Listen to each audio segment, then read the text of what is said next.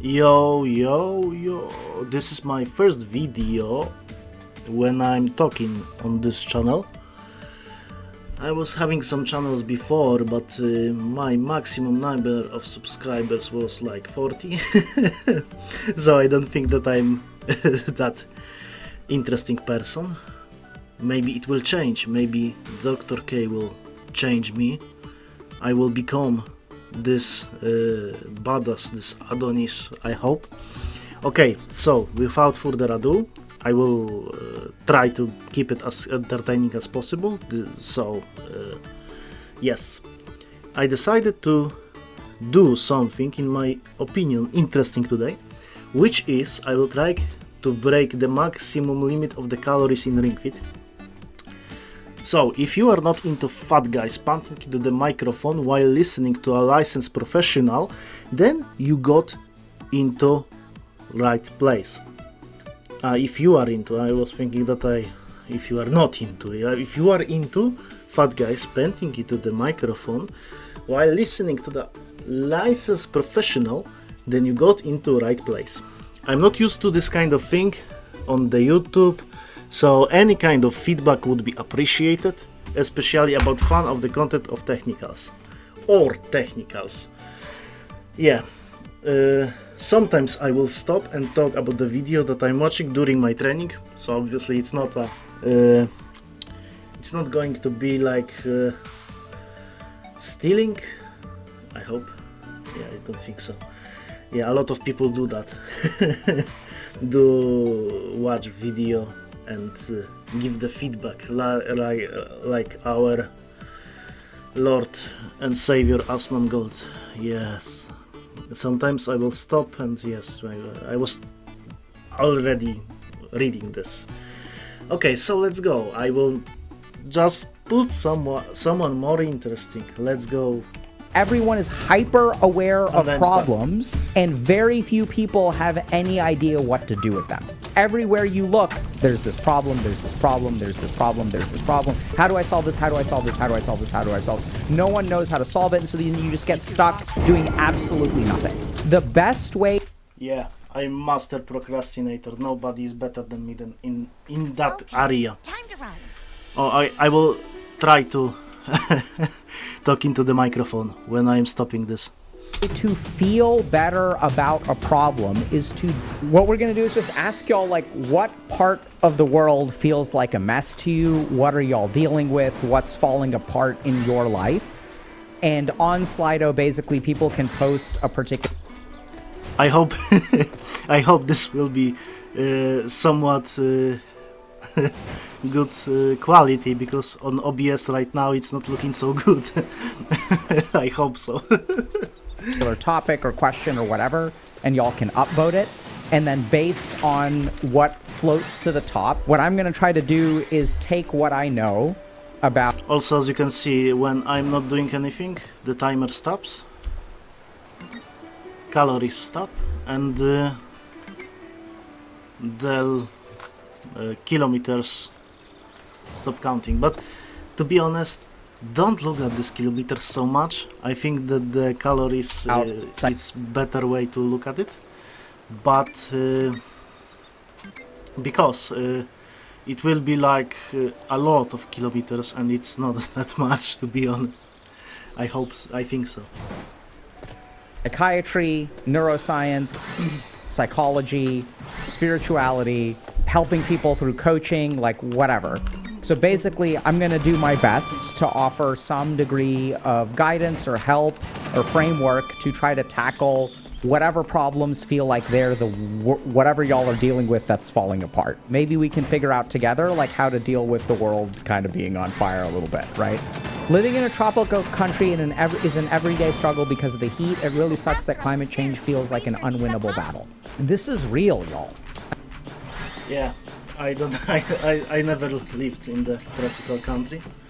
I was once in the subtropical country on the vacation. Also, I was trying to live in some other country that is, I would say, subtropical. Just so you know, I don't think that you are that interested in that. I wanted to say something. Yeah. I mean, I know there are people who deny that climate change is a thing, or they think that there are natural variations in the climate that are not based on man-made stuff. My understanding is that the lion's share of scientific evidence suggests that climate change is real and that human beings are affecting the environment. That's my understanding of the evidence. I do think there are a lot of valid arguments against climate change. So I think one of the most interesting things about climate change is that we can't... I hate this exercise. Just so you know. Okay. Run an experiment. So when we really prove something in science, it is hypothesis, experiment, data collection, analysis, conclusion. So there are some parts of the scientific method that it's very hard to apply to climate change models. So I think that's like an example of like one of the better arguments against a definitive understanding of climate change. And at the same time, I think there's been a lot of people who understand climate science who basically say that this is happening, and that's what I generally believe. Now, it happens. Yes, it happens. I'm not sure to what degree, but it happens. This is the hard thing, right? At least that's what I think, and most of the people that know about this. Yeah, because people who know about this would know about this. No, never mind. So if you're living in a... I told you I'm not good with the microphone. I told you. Situation that is affected by climate, that is a very real thing that is going on.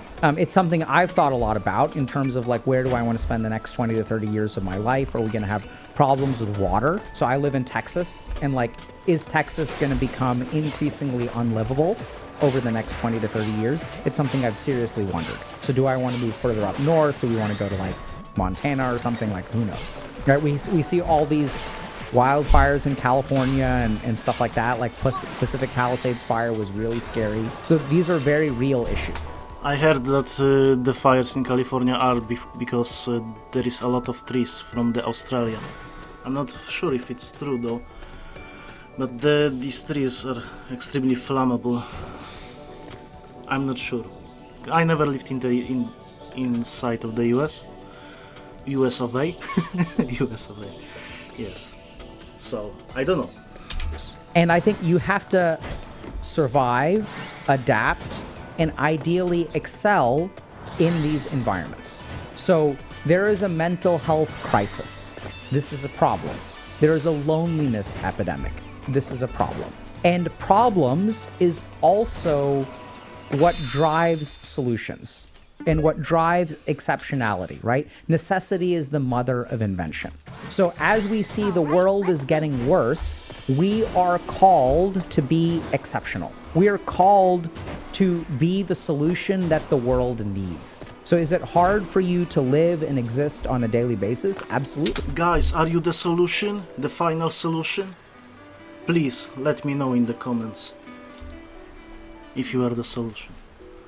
Yeah, I'm comment farming right now. I don't know if it's how it's done. I totally get that.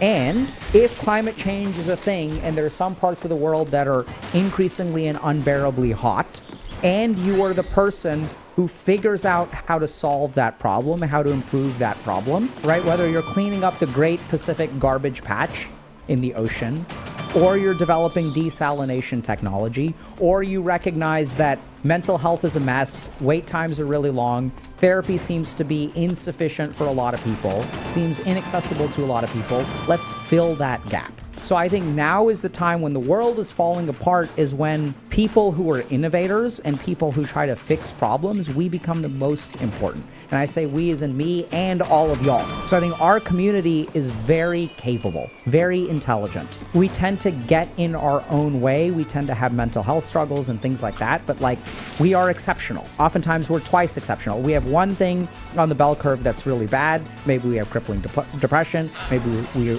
really lonely. But our IQ is very high. Changing your life isn't easy. When I was flunking out of college, I had to travel all the way to an ashram in India to begin a 7-year... I was never I was never in the college. I was once in the online college, No, like, but it was a scam, to be honest. So, yes, I'm oversharing. Why I'm oversharing? Because I have nothing else better to say. Probably. Never mind. Year journey to put my life back together. Unfortunately, that option isn't available to everyone. That's why I've taken most of what I've learned, distilled it into the most important points, not just from India, but also my years of training as a psychiatrist, into our coaching program. Coaches will help you set appropriate goals, maintain motivation, and hold you accountable. Thousands of people from all over the world have tried HE coaching and have seen sustained improvements in purpose and direction in life, and even reductions in feelings of depression and anxiety. So if you're interested in putting your life together but don't have 7 years to wander around India, definitely check out HG Coaching. Right, so this is the kind of thing where I would encourage you to do two things. First is, how are you going to adapt? And does adaptation mean moving somewhere else? And really putting a plan in place to improve your life. Where can I emigrate to? My parents emigrated to the US because there was a better life here. They chose to leave their systemic circumstances, work really hard. It was a mess for them for a long time. It was hard. Emigration is hard. And they managed to make a really good move. So should you leave? Absolutely consider it. And the second big thing is, if there's a huge problem, how can we fix that problem, right? Is this about developing some kind of new technology? Is it about installing fans? Is it learning how to build more like architecturally like coolant houses, right? There are all kinds of ways that people used to like refrigerate things in the desert using basic understanding of physics. So are there principles of architecture and refrigeration that you could start to employ in your environment to make things more livable, right? So crisis, the Japanese kanji, Chinese character for crisis, involves two things: danger plus opportunity. In the world that we're living right now, we are in a crisis, which means there's a lot of danger and there's a lot of opportunity, right? Uber and Lyft came along because the taxi industry sucked. Airbnb and VRBO came along because hotels were getting ridiculous. Now Airbnb is getting ridiculous. So this is where, like, don't... Airbnb is not that bad, at least in Europe. I think so. Maybe in the US the situation is different. I think it's alright. Underestimate what you're really capable of in terms of innovation, in terms of change. And the world needs you, right? We need these kinds of solutions. So at a minimum, adapt, figure out what's best for you. And on the top end, don't undersell. If there's a huge problem in your life and you solve it for yourself, you have a pathway towards entrepreneurship right there. Because if it worked for you, there's a decent chance it'll work for somebody else. And if it's a systemic problem that is affecting you, it's a systemic problem that is affecting other people. So I think there's a lot of stuff here where, like, I know it's hard, and there's also a lot of opportunity. The problem is that we tend to get so bogged down in our own heads that we don't see that opportunity. We are just suffering. We're burnt out. We're depressed. We're exhausted. It's hard to get out of bed. And so we can't bring ourselves to become what we're truly capable of and what the world needs. So it starts with you. I'm trying, bro. I'm trying right now. Fixing yourself. Because whatever you want to accomplish in life, you have to use this instrument, right? You inhabit this body and this mind. The more you strengthen those, the more you improve those, the more you will be capable of. It's really hard to chop wood with a blunt axe. So start by sharpening. And then you'll be amazed at what you're truly capable of. And I've seen this time and time again, people who struggle with addiction for like a decade, who then put their lives together in the span of 4 years, which is still a long time. They can really go from like zero to doing really well, financially stable, in a healthy relationship, bought a house, right? They still have a big note on their mortgage. But like, it's amazing what you can accomplish in 4 years. Job market and economy situations both look very tense and depressing. Absolutely. The economy of the world seems to be in the first stages of getting on the struggle bus. I think the job market has gotten really problematic for a few reasons. The first is that there's some kind of like scale problem with jobs, which has really turned into something that it wasn't supposed to be. So somewhere along the way, we started applying to jobs on the internet. And when we started applying to jobs on the internet, at the very beginning, the scale of the internet was a good thing. Now I'm some guy, I used to have to walk around down the street. Like, I remember when I got my first job, I would literally... My first job that I found in the IT was, I wasn't sending any CVs. I was just searching for the junior recruiter, and junior recruiter, I was messaging them directly. I was messaging maybe like 20. After like 20 people, I found my first job in the IT. Yeah, I was there for a long time. Like, not a long time, 2 years. I'm not sure if it's a long time or not. Yes, so that's how I found it. Maybe it's like a different approach. CVs, I wasn't sending them at all until I sent only one CV after I was talking with the person that wanted to hire me. So that's it. Go to a shopping plaza, and I would go door to door, and I would drop off a paper copy of my resume. I would ask my friends and family, hey, do you know anyone who's looking for a job? So the pool of competition was small, and the availability was also small, but somehow that evened out. Something about 20 jobs available and 20 people looking for jobs, even though it was a pain in the ass to find them, that was manageable. Then Monster.com came along, LinkedIn came along, and then suddenly you can apply to jobs anywhere, which is actually really cool in a lot of ways. So we're like a remote company. You know, we have people that work with us that are in Canada, that are in India, that are in Jamaica. Like, that's super cool. Like, super cool. And what also started happening is that you used to have to apply to 20 jobs. Like, so back in the day when I was trying to become a research assistant, I applied to 120 to 140 jobs. And that was a lot back then. This was like 2006. Also, by and the now way, it's like people will apply to 100 jobs. Also, by the way, I didn't have college, so it was harder. But I guess it should be harder, I think. I'm not sure. Maybe I was in the right place in the right time, because the kind of job that I did, nobody wanted to do this. Nobody who had the obligation to stay in the country, because they were sending me to different countries with this IT job that I had. So I think that's what was the deal breaker for most of the people that were actually more qualified than me. And I was ready to accept everything, because I had a hard financial situation. That's why I was able to get this job that a lot of people, calories are still counting, because I am holding the ring harder. That's why. It's not much. Okay, never mind. Okay, that's it, I think. I'm not trying to tell you that I'm just some super kind of guy that it was easy to find the job that nobody wanted. Nobody could take, to be honest. A day.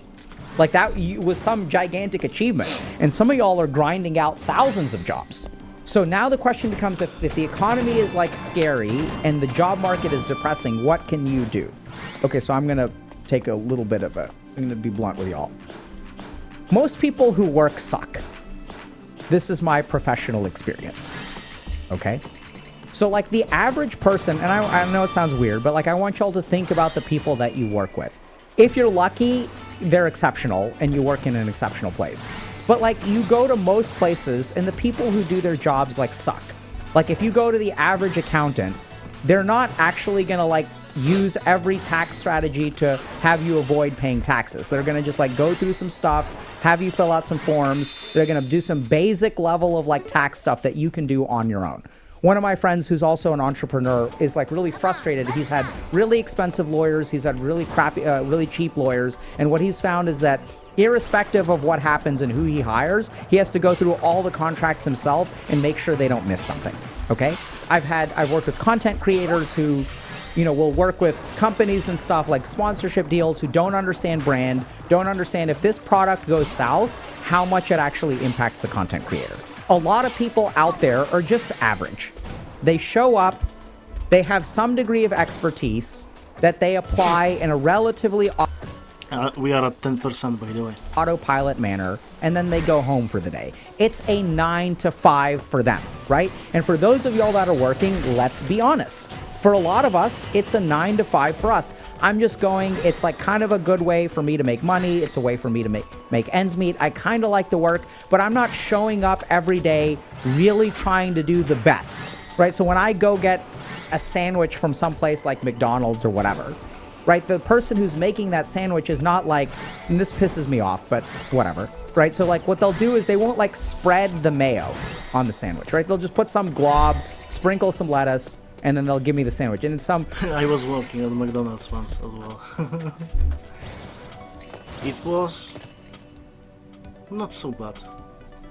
poorly distributed sandwich. And I hate that.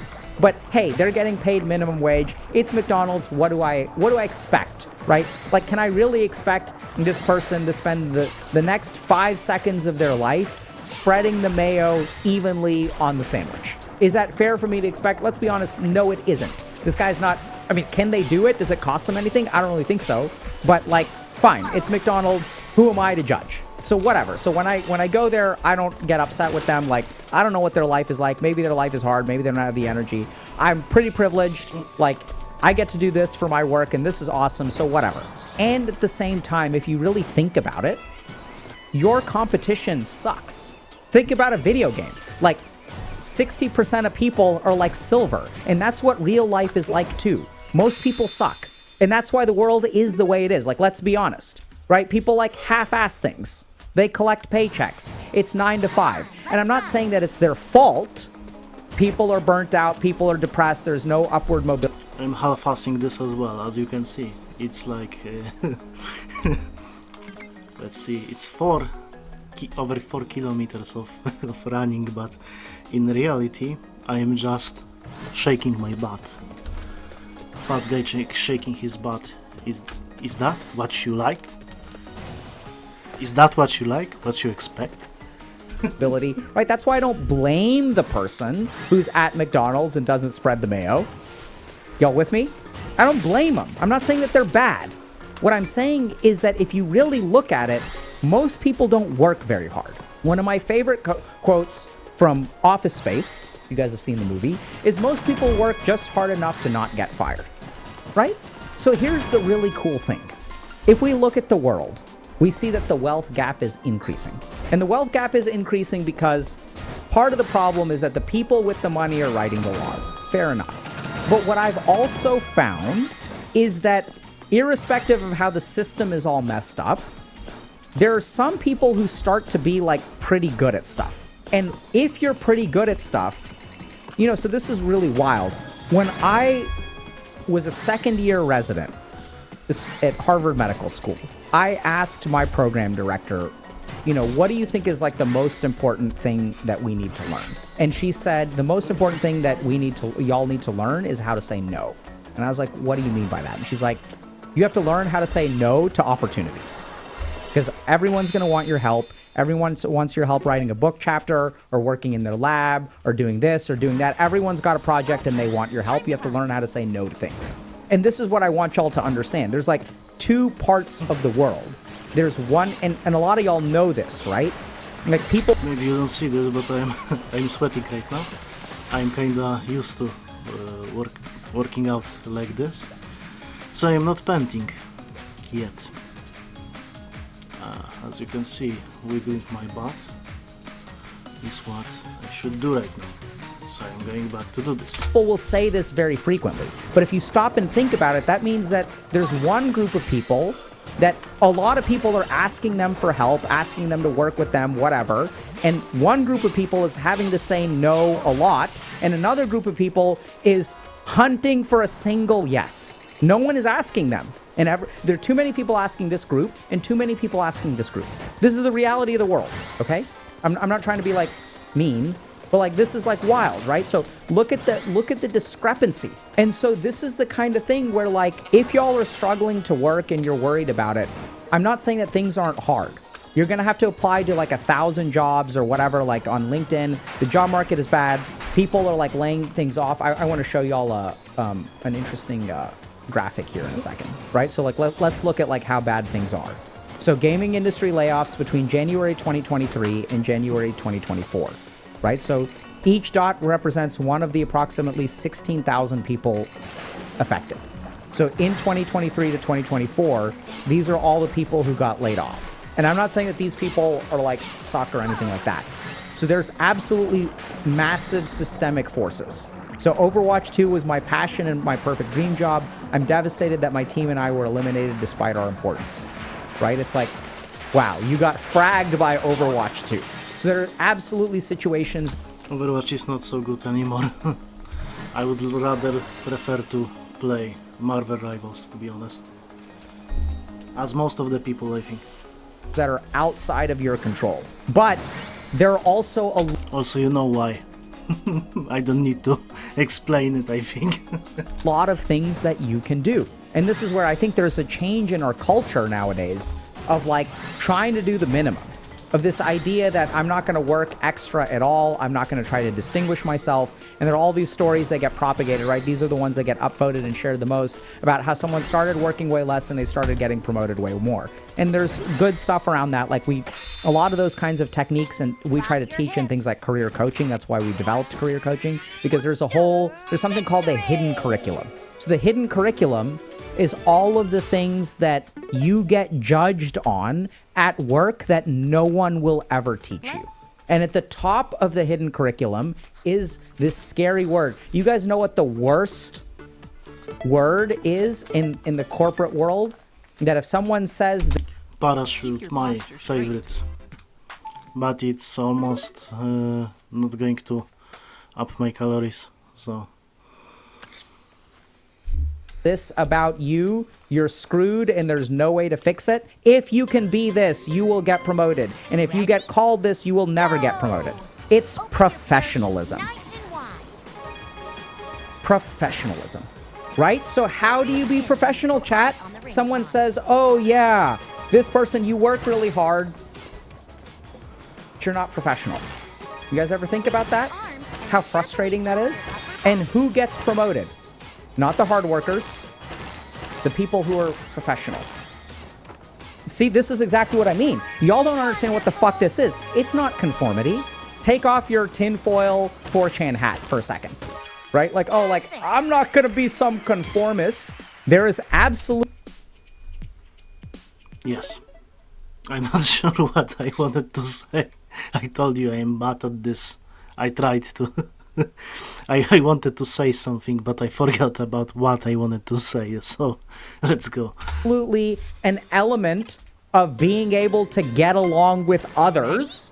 There's like social intelligence, which leads to professionalism. So when someone doesn't like you, and when there's something about you that they don't like, and they want to say you're doing something wrong, but it's not your job performance, professionalism is the word that they use. You understand that? What's the problem with my work? I can't find anything wrong with your work, but I don't like you. So I'm going to call you unprofessional. Okay? And then what happens is we get pissed off. We get all of our nuts get twisted and tangled. Our panties get in a bunch, whatever you wanted, whatever. I don't know what a non-binary equivalent is of that. Right? And then we get pissed off and they're like down with professionalism. And it's like, this is the kind of stuff that no one will teach you, but everyone will punish you for. So learn to be professional. And you may say, how do you do that? Right? So that's where being professional, we can talk about some of it. I saw one really good answer here. Competence, responsiveness, and ethics is like a great place to start. Love that answer. Right? So I think there's a lot of EQ stuff that goes with it. This is why we like, when we work with people like in career coaching, we find that the people just aren't getting promoted, right? And then you work with a career coach, they analyze, they help you understand what are your internal tendencies that cause you to overpromise and underdeliver, or worse, overpromise and deliver. Therefore, when you overpromise and you end up delivering, this becomes Did you see that? How I missed that? No. Why? the new normal for you. You end up setting unrealistic or It's still good, but not for this. This one should be S plus. unsustainable expectations for yourself. And then what happens is you are a star player for the first 6 months, but then you dropped a couple of balls because you burnt out. And now you're viewed as inconsistent, so you're not going to get promoted. You did everything right, burnt yourself out, and got punished for it. This is the way that things work. Professionalism. And as you develop these skills, you will distinguish yourself from the pack. People will want to advocate for you. Once people realize you are a good person to work with, then you will have to learn how to say no instead of scraping for a yes. Now, what does this look like if you guys are applying to online jobs? You are a faceless person who is in 1,000 applications that are equally faceless. If you have a really strong application and you're exceptional, you'll rise to the top. In a faceless competition, the best numbers win. So what I'd strongly recommend, and like we'll see this, like, so we get, you know, we'll get people who want to work with us, and like we've got, we work with a ton of people, and you can tell like very quickly, usually, like whether someone is like thoughtful about their job, whether they really try hard, or they're like running a script in their brain. Are Yes, I shoot again. they like a bot, or are they like a human who is leveraging their cognitive capability to try to do right by you? And the crazy thing, this is the biggest mistake that people make, is that they think that succeeding at your work means working more. It doesn't mean working more. It just means not being a bot, right? So are you behaving rotely? Are you behaving on autopilot? Or are you thoughtful? When you have a task, do you like sit down for 15 to 20 minutes and really think about what is the best way to do this? How can I really do right by this person? If I'm developing a marketing campaign, it's like sitting Again. down and reading the finished product and saying, hey, is this really the best I can make it? How can I do better? And this is the thing that really messes people up, is there are a lot of people who do that, but then have problems on the professionalism side. So they work really hard, but they don't know how to set boundaries. So I was working with a friend of mine is a designer, actually not a freelance designer, but does some consulting work on the side, does some design work on the side. So took a side gig, where the person was like way too demanding. So they closed out the job, and then their client was like, okay, I'd like you to do this next. And they just told them, I don't think so. I think you should find someone else. I think the way, what you ask, like, is too demanding. They're like, yeah, thank you, but no thank you, find somebody else. So that's incredibly professional. You don't bitch and whine at them in the moment. You don't argue with them. You don't piss them off. You close out the thing. You set some boundaries. You say, here's what I can do. Here's what I can't do. You set some boundaries, and then since you do a good job, they're going to come back. And that's when you say, thank you, no thank you. Right? So I've had to do this with patients where we don't have a good therapeutic interaction, which is fine. That happens. So I'll be like, okay, that's totally fine. I'm happy to try to help. I'm trying to, figure this out with you. Let's try again. Let's try again. You want to try this? I'm happy to try this. I'm happy to try this. And then what'll end up happening is they'll kind of ghost or whatever, and they'll oftentimes leave a big bill behind. And it's like totally fine. Don't worry about it. If you feel like the last month of our clinical time together has not been useful to you and you don't want to pay your bill, that's fine. Good luck. Here's a referral list. I think if you're interested, I call this person for this person for this. Good luck. Oftentimes what'll happen is people will call me back and they'll be like, hey, can I come back? And I'll say no. They're like, what if I pay the bill? And it's like, yeah, you can. I mean, if you want to, you can. Don't worry about it. But even if you pay the bill, no. So being professional is like not dropping the ball when someone else is doing something wrong, doing your part, being responsive, being communicative, showing up when you're supposed to show up, setting boundaries, fulfilling expectations, being really careful about the expectations that you set, and what is it within you that pushes you to set unrealistic expectations. Yeah, I know. I fucked this up. Do you want to be the hero? Do you want to be loved? Do you want to be promoted? And as you gun for that promotion, I don't know if y'all have ever worked with a gunner who wants to be number one. They end up being quite unprofessional and sometimes don't go very far. Sometimes they go really far. Depends on the environment. So if you're struggling because the economy sucks, like, I understand that is a systemic reality that you deal with.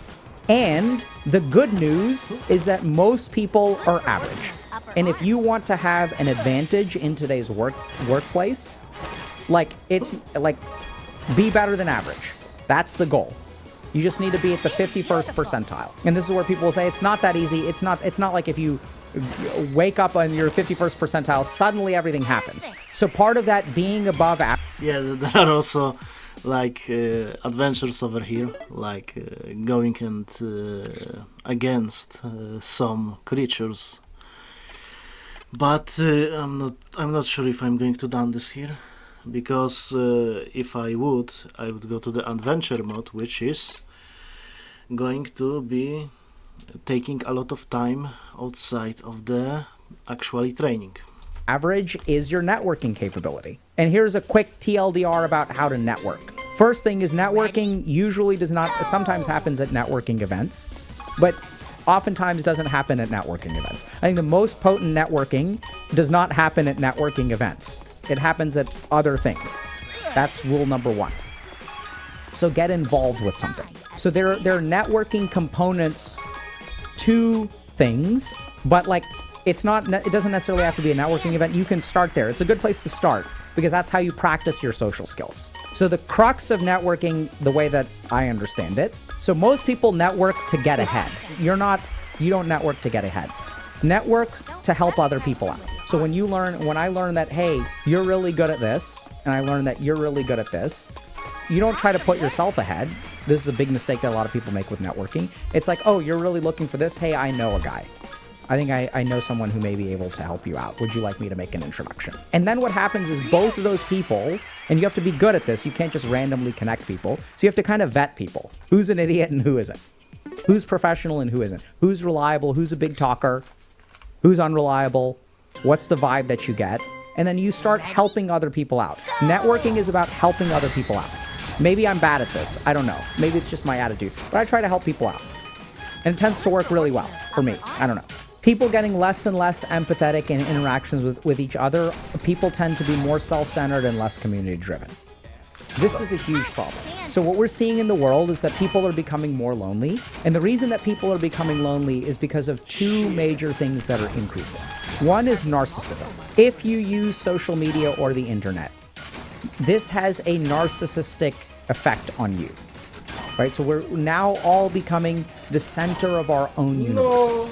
The second thing that we're getting really, really bad at is tolerance of discomfort. Our tolerance for other people has gone down, right? We're so quick to blame. We're so quick to dogpile. We're so quick to like hop on. So it was interesting. So we did an interview with Pirate Software. And then, I tried throughout the interview to share with people like, hey, this person is like, they're going through their own thing. They may not understand exactly what their impact is. We're here to try to understand what's going on. And then towards the end of the interview, I said like, look, you don't have to be mean to him. Like, you don't have to do that. Like, you don't have to show up on the internet and say crap to him for a little while and then just disappear. Right? Like, you can choose to spend that energy to make the world a better place instead of messing up this person's life. And I'm sure some people think that by messing up this person's life, they're in some way making the world a better place, putting him in his place. The really interesting thing was someone posted on our subreddit about this, and they're like, there's a lot of stuff on LSF, whatever. But then our own subreddit, thankfully, y'all were like pretty cool about it. And y'all, there can be constructive criticism. Y'all can think he's a narcissist or whatever. Like, that's fine. But like, generally speaking, the way that we approach it is not knee-jerk, not reflexive. There's one comment that really stuck. Yay, perfect. Also, actually, I really liked Pirate Software. But what he did, maybe not in the World of Warcraft, I don't care about this. But with this stop killing games thing, I think now, even if he didn't like the initiative, he shouldn't try to take it down, because it's what he did. So I don't think that it's good. Yeah. Stuck out to me, which is like, yeah, like I'm not, I just show up on the internet, I bash him for 5 minutes, and then I disappear. I'm not wasting a whole lot of my time on this. This is just something I do. It doesn't cost me anything. And I was stunned by that response. I was stunned that like someone is like, yeah, it doesn't cost me a whole lot. This is how I get my shits and giggles for the day. I just show up, make someone's life worse, troll people for 5 minutes, and I disappear. And like, even if it's not ruining your life, because I was saying like, why are you wasting your time doing this? Go do something productive. Like, it doesn't cost me very much. It's like, what's going on here? Why is there such a lack of compassion, right? And this is what's happening on the internet, is people show up and just try to make other people's life worse. People are smurfing in video games. People are doing all kinds of crap. So if you're someone who's struggling with this, there are two major things that you need to understand. One is that your ability to tolerate other people's negativity is going to be critical for your ability to connect with other people. Right now, what happens, I don't know if y'all have noticed this, but like, if you look at like relationship advice stuff, someone is like, oh yeah, this person did this, red flag, dump them, move on. You go on one date on a dating app, you talk for a while, you make one comment, you trigger something, I don't know, some massive walls of text where the other person gets pissed at you, and then there's like, done, I'm done with you. I can't believe you would suggest that we go eat barbecue for a date. I can't believe you would suggest that. Don't you know how bad barbecue is for climate change? Oh my God, you're making the world a terrible place. You're a terrible human being. Our ability to tolerate other human beings has gone down. We've stopped trying. So if you can't tolerate another human being's negativity and you don't give them time to grow, then you're going to be lonely. And that's literally what we see with narcissism, right? They don't give anyone else the benefit of the doubt. Now, there's a difference, because a lot of people will tolerate a lot of negativity. They'll be a doormat. So what's the difference between tolerating negativity and being a doormat? The difference is in the trajectory of the other person and their delta over time. So if I can be patient enough and give someone a couple of weeks, a couple of months to improve, are they moving in the right direction? Versus if they're not moving in the right direction and I continue to tolerate negativity, then that's becoming a doormat. That's unhealthy for you. But if you're going to cut ties with someone the first time they exhibit a red flag, newsflash, we're humans, we're screwed up, all of us have red flags. You're going to be in for a bad time. So there's a huge lack of tolerance. There's a growth in narcissism. And so what's starting to happen is people are raw. It doesn't take a whole lot to trigger a Karen. It doesn't take a whole lot to get ghosted on the internet. The other thing that's happening is people are disposable. Human beings have become the most disposable they've ever been. Because there's plenty of y'all, if I block you, there's plenty of other people left. I can always find new people to queue up with, so I can be an asshole. I can get banned from this subreddit and I can go troll something else. So what's happening is like, from an evolutionary perspective, there is no longer a selection pressure. That wasn't good at all. Yeah. Let's begin. No stretching for me.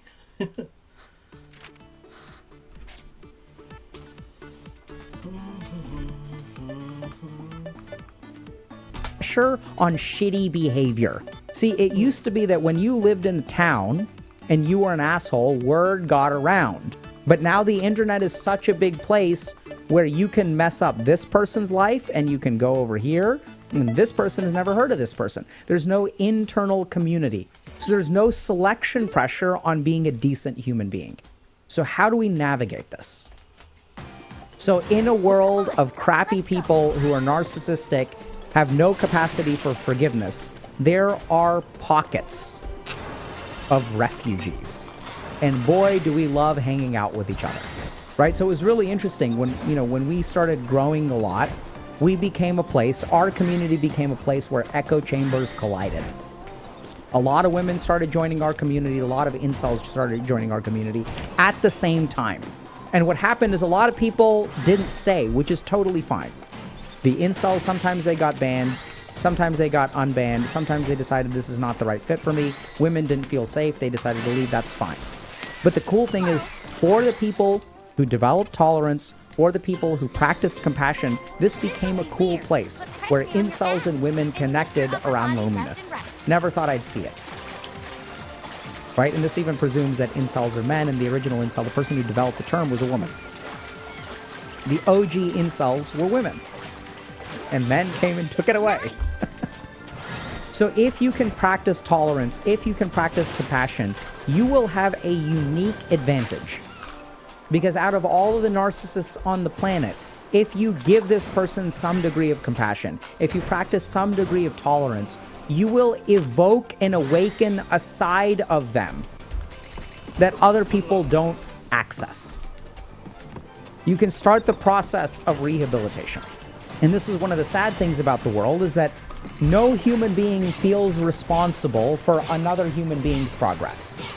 So I see this a lot with like women saying, it's not our job to teach men how to be emotionally available. It's not our job to emotionally support them. They need to learn that crap on their own. The problem is that women have been doing this work for us, the work of emotional labor for us, for like generations, right? That's women and men both.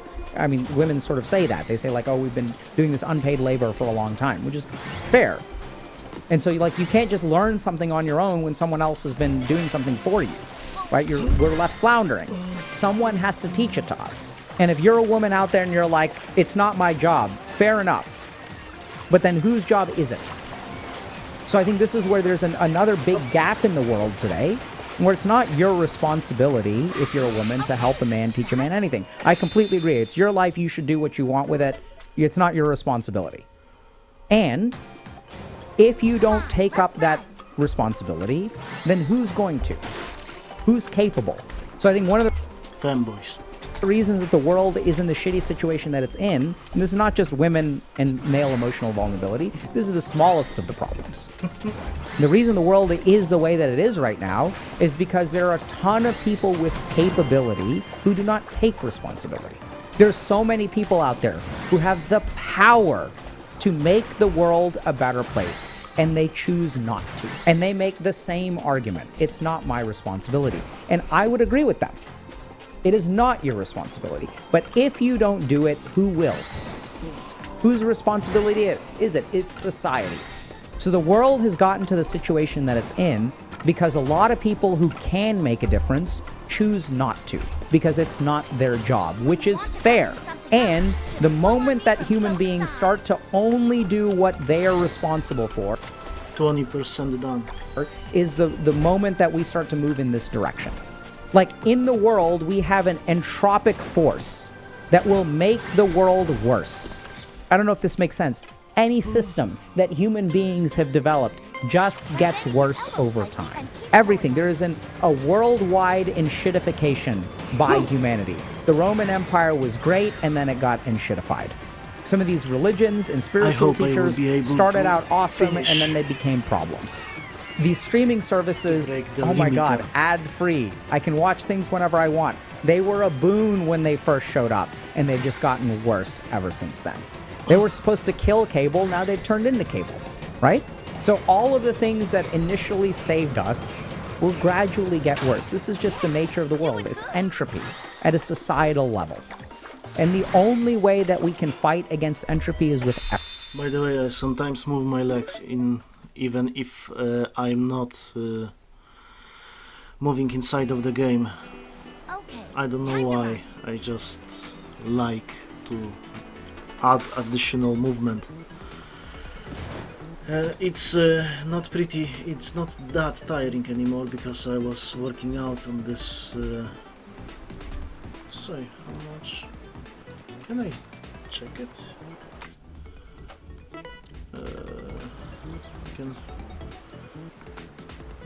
I will show you later. Effort. And is it your responsibility? Absolutely not. And the world that we live in... So I'm not only shaking my ass, I also move sometimes my legs as well. I think it's good. ...will depend on what you choose to do about it. right? So I think the last thing about people not being empathic and not being community driven is people will say, oh, there's no place to go.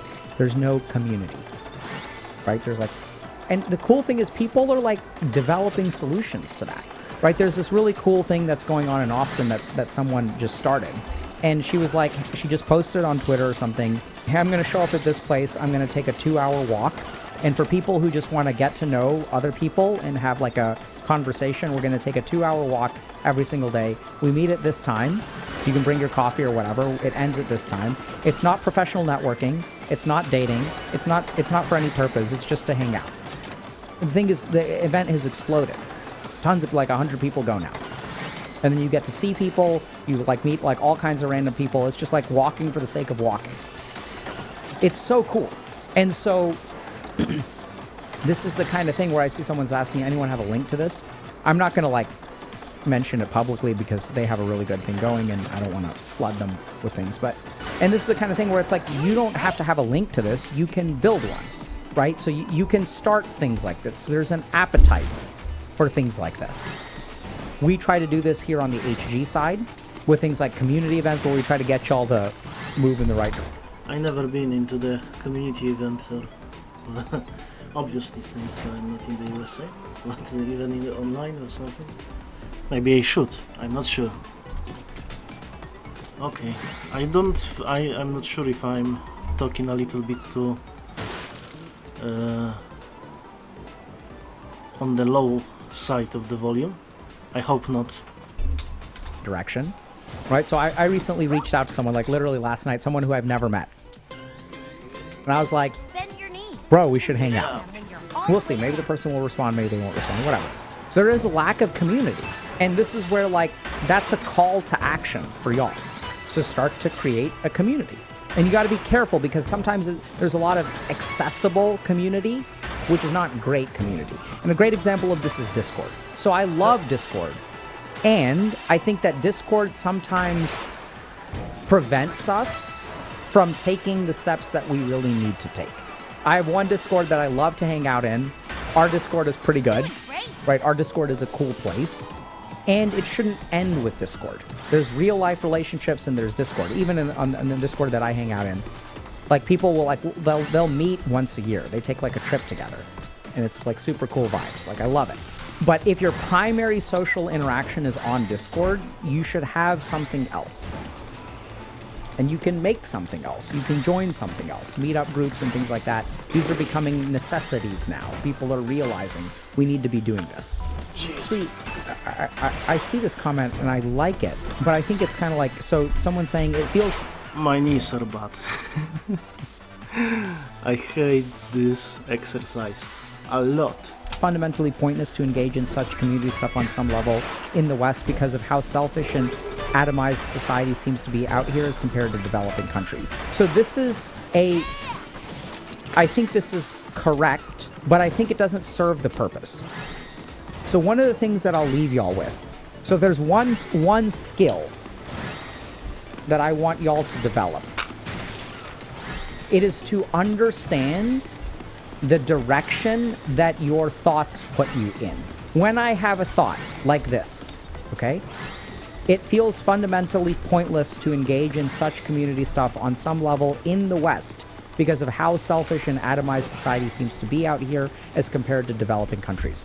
That is true, but where does that lead you? So what I notice is so hard for people right now is that their mind thinks a lot of things that are true, but moves them in the wrong direction, right? So if I'm working with someone who says, hey, no one would ever want to date me because I'm 32, I live with my parents, I've never had a relationship, and I don't have a job. That is correct. Probably. But what direction does that move you in? We get so concerned about the truth of our thoughts that we never think about the impact of our thoughts. So there are two ways that you can think. All of these things are true. This can be a roadmap to finding a partner, or it can be a destiny to be alone. I don't have a job, I live with my parents, I've never dated someone, I have no friends. This is your roadmap to a partner, not your destiny to be alone. It's the same thing. So what I've noticed is literally the content of people's minds are in true, unmotivating statements. And y'all understand that distinction? It's so devastating. I work with this all the time when I work with people who are like depressed. Because usually, like, the thing about depression is these people aren't, their cognitive bias is biased towards reality. They are more realistic. And the more, like, people who are depressed are more realistic than people who are not depressed. We have baseline cognitive biases as human beings that make us think we're above average. That's statistically not true. The majority of people who believe they are above average are not above average, right? It's weird. So we have this cognitive bias. And in depression, that cognitive bias goes away and we are more in tune with reality.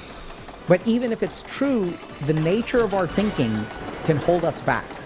And we get bogged down in trying to convince people will try to convince us that's not true. I don't say that that's not true. I say it is true. And I say, what is the utility of thinking that way? Where is that kind of thinking going to get you? And the reason that we think that way is because when there is a certain amount of thing that is bad in the world that we accurately represent, Yes, I'm moving and my we legs, think but in a negative it's- way, it motivates us, it reduces our motivation, and as we I'm become still having unmotivated, the hands in the air. we stop moving out into the world. And as we stop moving out into the world, that negative thing does not hurt us. So this kind of thinking is a survival mechanism. It is a survival reflex. But just because it's a reflex doesn't mean that it is helpful. So our reflexes evolved to have us survive in certain conditions. I don't know why it stopped. If anyone has any idea why could the video stop, please let me know. I'm really not making this shit up. I was saving it in the move file. Yeah, I'm not sure. I will try to see if it's not stopping, but I don't know. I didn't click anything, so never mind. Scaring me, I don't know what to do about it. Okay, we have influences in our life that shape the circumstances that we live in, right? So generally speaking, when there's a political leader who acts in a particular way that scares people, you've got a couple of basic choices, okay? The first thing to understand is that let's understand the nature of this person's words, actions, whatever are scary to me. So, But seriously, I will try to do it better next time. I am not like trying to do anything. Maybe I was clicking the space on the OBS tab. I'm not 100% sure. Hey, Never watch mind. out! Lower your Okay. hips. I hope you all believe me. there are absolutely political leaders that will do things that will affect your life. Like this can happen in a huge way, right? So there's conscription, I think, going on in places like Russia and Ukraine. Here in the United States, like ICE is like deporting a lot of people. So there are absolutely things going on that will concretely affect your life. But I think the first thing that we need to understand is that there are things that are concretely affecting your life right now. And then there is a looming fear, right? So if we look at the world today, what I tend to see is that what messes people up the most. So if you're in the slice of people who are being directly affected, that's a different story, which we'll get to. But the majority of people in the world today are not being directly affected yet. The majority of people are getting this looming fear of uncertainty. And I don't know what to do if you think that Trump is doing something bad. Fair enough. Okay? So now the question becomes, like, this is not about whether Trump is bad or Trump is good, or about the world is moving in the right direction or the wrong direction. I love this question because this is exactly why we're doing this stream. In a world where things are falling apart around us, there are things moving in a dangerous direction. Are tariffs going to end up being high, or is it going to end up, or is there going to be a deal? Is there not going to be a deal? Like, no one knows, right? Like, no one knows. And yet you have to live in this world where it becomes very hard to like know what to do. So there are two major things that I would start with. The first is recognize what you are receiving from your perception. So if we like really understand this, there's hopefully a video that we have coming out about this soon. What a lot of people don't realize is that perception is actually the root of motivation. We think about motivation as being emotional. We think about it as being, even to a certain degree, discipline, right? So, or we like substitute discipline for motivation. We try to have willpower. We try to have habits. There are all of these things that we try to think of as being involved with how we act and how we're motivated. But really, the root of most motivation is perception. I'll give you all a really simple example of this. So when I was in middle school, my friends and I would have crushes on like the girls in our class, right? So like I have a crush on this person, my friend has a crush on this person, maybe maybe some girl has a crush on us, and do you end up asking that person out on a date or not? So it turns out that the number one thing that would alter your motivation on asking this person out or not is I elbow my friend, I'm like, hey, go ask her friend if she likes me. So I would send my agent, my spy, to go ask some other girl if the girl that I likes me back. And if I get through the grapevine and answer that she likes me back, then it becomes really easy to ask her out. And if I get an answer that she doesn't like me back, or it's not clear, or she laughed, or was she embarrassed, does she think I'm pathetic, like, I don't know. So the way that we perceive the world determines our motivation, okay? And I think the biggest problem in the world right now is that we have lost control of our perception. So we have content algorithms, we have propaganda, right? So if we think about it, like think about the term propaganda. What is propaganda? Propaganda is bombarding someone's perception to alter their beliefs and control their behavior, right? Like there's a word. We know this. We know propaganda is effective. We absolutely know that if you shape a human being's perception, then their motivation to act will change. Advertisers know this too. They bombard your perceptions and then they induce your motivation. So if you're paralyzed and you don't know what to do, start by examining your perception. What are you consuming? And generally speaking, here's what happens in the brain.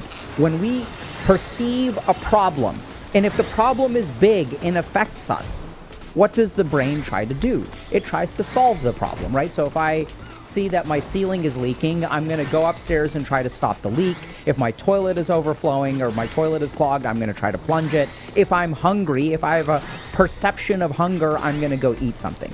So the brain very naturally, anytime we encounter a problem, it automatically starts to try to solve that problem. Now, the problem with this is that our brain was designed to perceive a certain scale of problem. And this is where I want y'all to understand that we evolved for millions of years in the same environment that like apes evolved. And I want you to think about what is the nature of problems that apes deal with.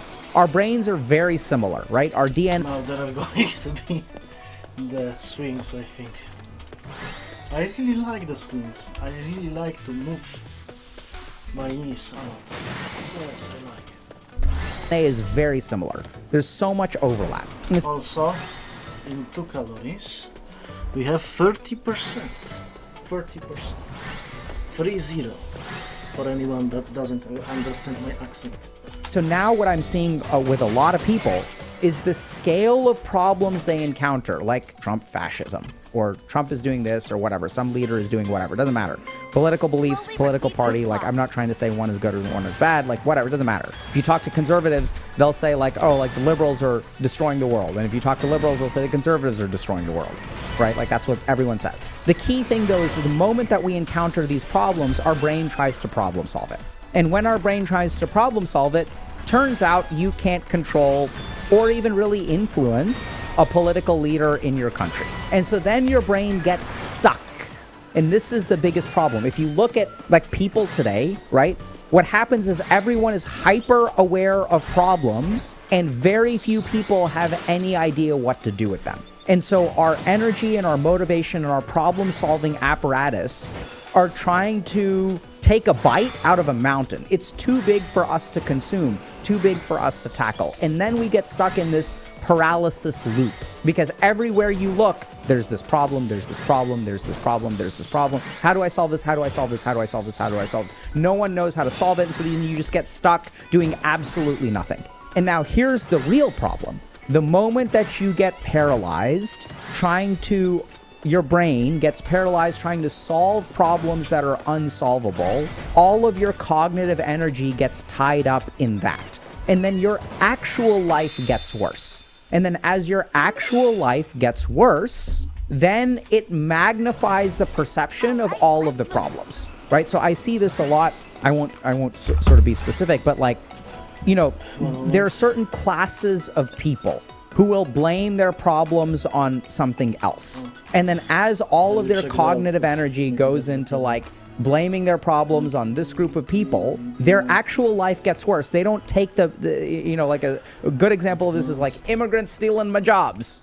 And if you're worried about immigrants stealing your jobs, maybe that does happen. There's absolutely competition and things like that. But generally speaking, as I demonize something that is macroeconomic and I waste all of my cognitive energy on that, I don't actually improve at my job, right? So like and maybe this is a bias on my part, I've never heard someone who is worried about immigrants stealing their jobs who at the same time is super hardcore about acquiring certifications, improving their own work situation, trying to acquire skills. And maybe it's an issue of like selection bias. Maybe I just don't hang out with those people. I'm sure that there's some overlap between those two Venn diagrams. But there's like the hardcore LinkedIn, I'm going to like acquire these certifications and get better and level up and level up and level up.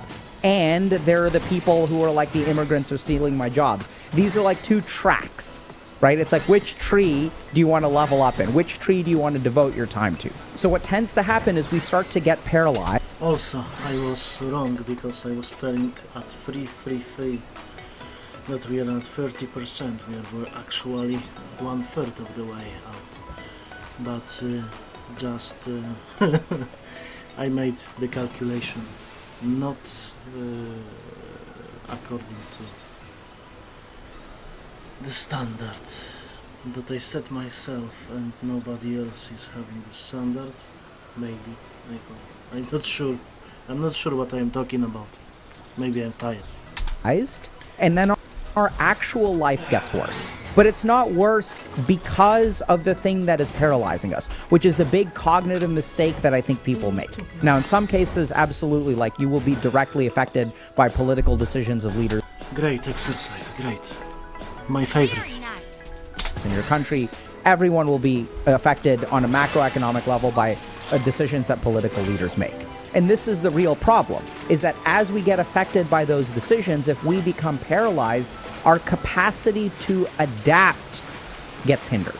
So instead of rising to meet the challenges of my microscopic environment, I am going to feel paralyzed, not do anything, and as my life gets worse, my brain looks for an explanation.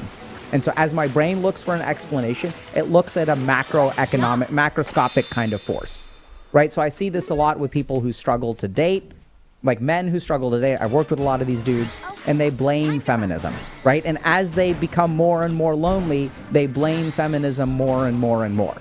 And they think feminism is the reason for this, feminism is the reason for this. Many of them don't focus on developing their own skills and things like that, but many of them do. So there's another category here that we have to acknowledge. So in terms of if you're scared of Trump fascism, I'd say there's two things that you should do. The first, and this is really important as well, think about what you can do. So I had a... Trump fascism? What? He's such a great guy. He's the best guy that existed maybe ever. Truly magnificent specimen. Patient once who had terminal cancer, and his family like would come in every day and they'd be like, he's not eating. They're like, he needs to keep his strength up. They would bring all of his favorite food, like lovely people, like really nice people. And it was like hard for me to explain to them, like, this dude is gonna die in like a week or two. right? Like they weren't able to process that, like, keeping your strength up is like not it. There's no strength to, like, we're done. Like, this is over, right? They were like, it was part of the grieving process. But human beings, the best way to feel better about a problem is to do something about it, even if what you do is completely ineffective. If my uncle has metastatic cancer and I'm having trouble because I can't do anything about that, if I bring this person some food and they eat the food, then I feel better. I feel like I have done what I can about the problem. So here's the key mistake that people make. People think that in order to fix a problem that is messing up your life, you need to solve the problem. That's technically incorrect. You don't have to solve the problem. You need to act towards the problem. You need to try to do something. Psychologically, that does half the battle. So if we sort of think about, let's say I have a parent who's very, very toxic and narcissistic. I can't fix their narcissism, but acting in some way, either by setting boundaries or by taking a break from, like, leaving the house and, like, I'm just going to go out and do my own thing for a couple of hours. Taking action alleviates the stress of the mind, always. And if you guys don't believe this, a really good example of this, taking any kind of action. If it's oriented towards the problem, it's good, but even taking other kinds of action can be good too. So if I don't know how to tackle this gigantic work project, even if I spend an hour cleaning, you will find that your mind is a lot calmer. Taking any kind of action can be helpful. So the first thing that I would recommend is if you are concerned about something politically in your country, you should get involved. So in the United States, write a letter to call your congressman or your senator's office, call them both and call them every day. You may think, what's the point of that? This is where, like, a lot of the reason these problems are growing and growing and growing is because people don't know how the political process actually works. People don't pay attention in government, right? We're now in a world where everyone who's, like, taking a government class or a civics class is just using ChatGPT to, like, get through the essay and try to, like, get through the test. No one is actually... Skip all the stretches. They are not for the real man of genius. Never mind. Okay. Actually trying to learn in school. This is the biggest problem. Well, you guys think that Trump fascism is a problem? There is an even bigger crisis looming. Did you watch this? The real man of genius? One and through. Best YouTube videos.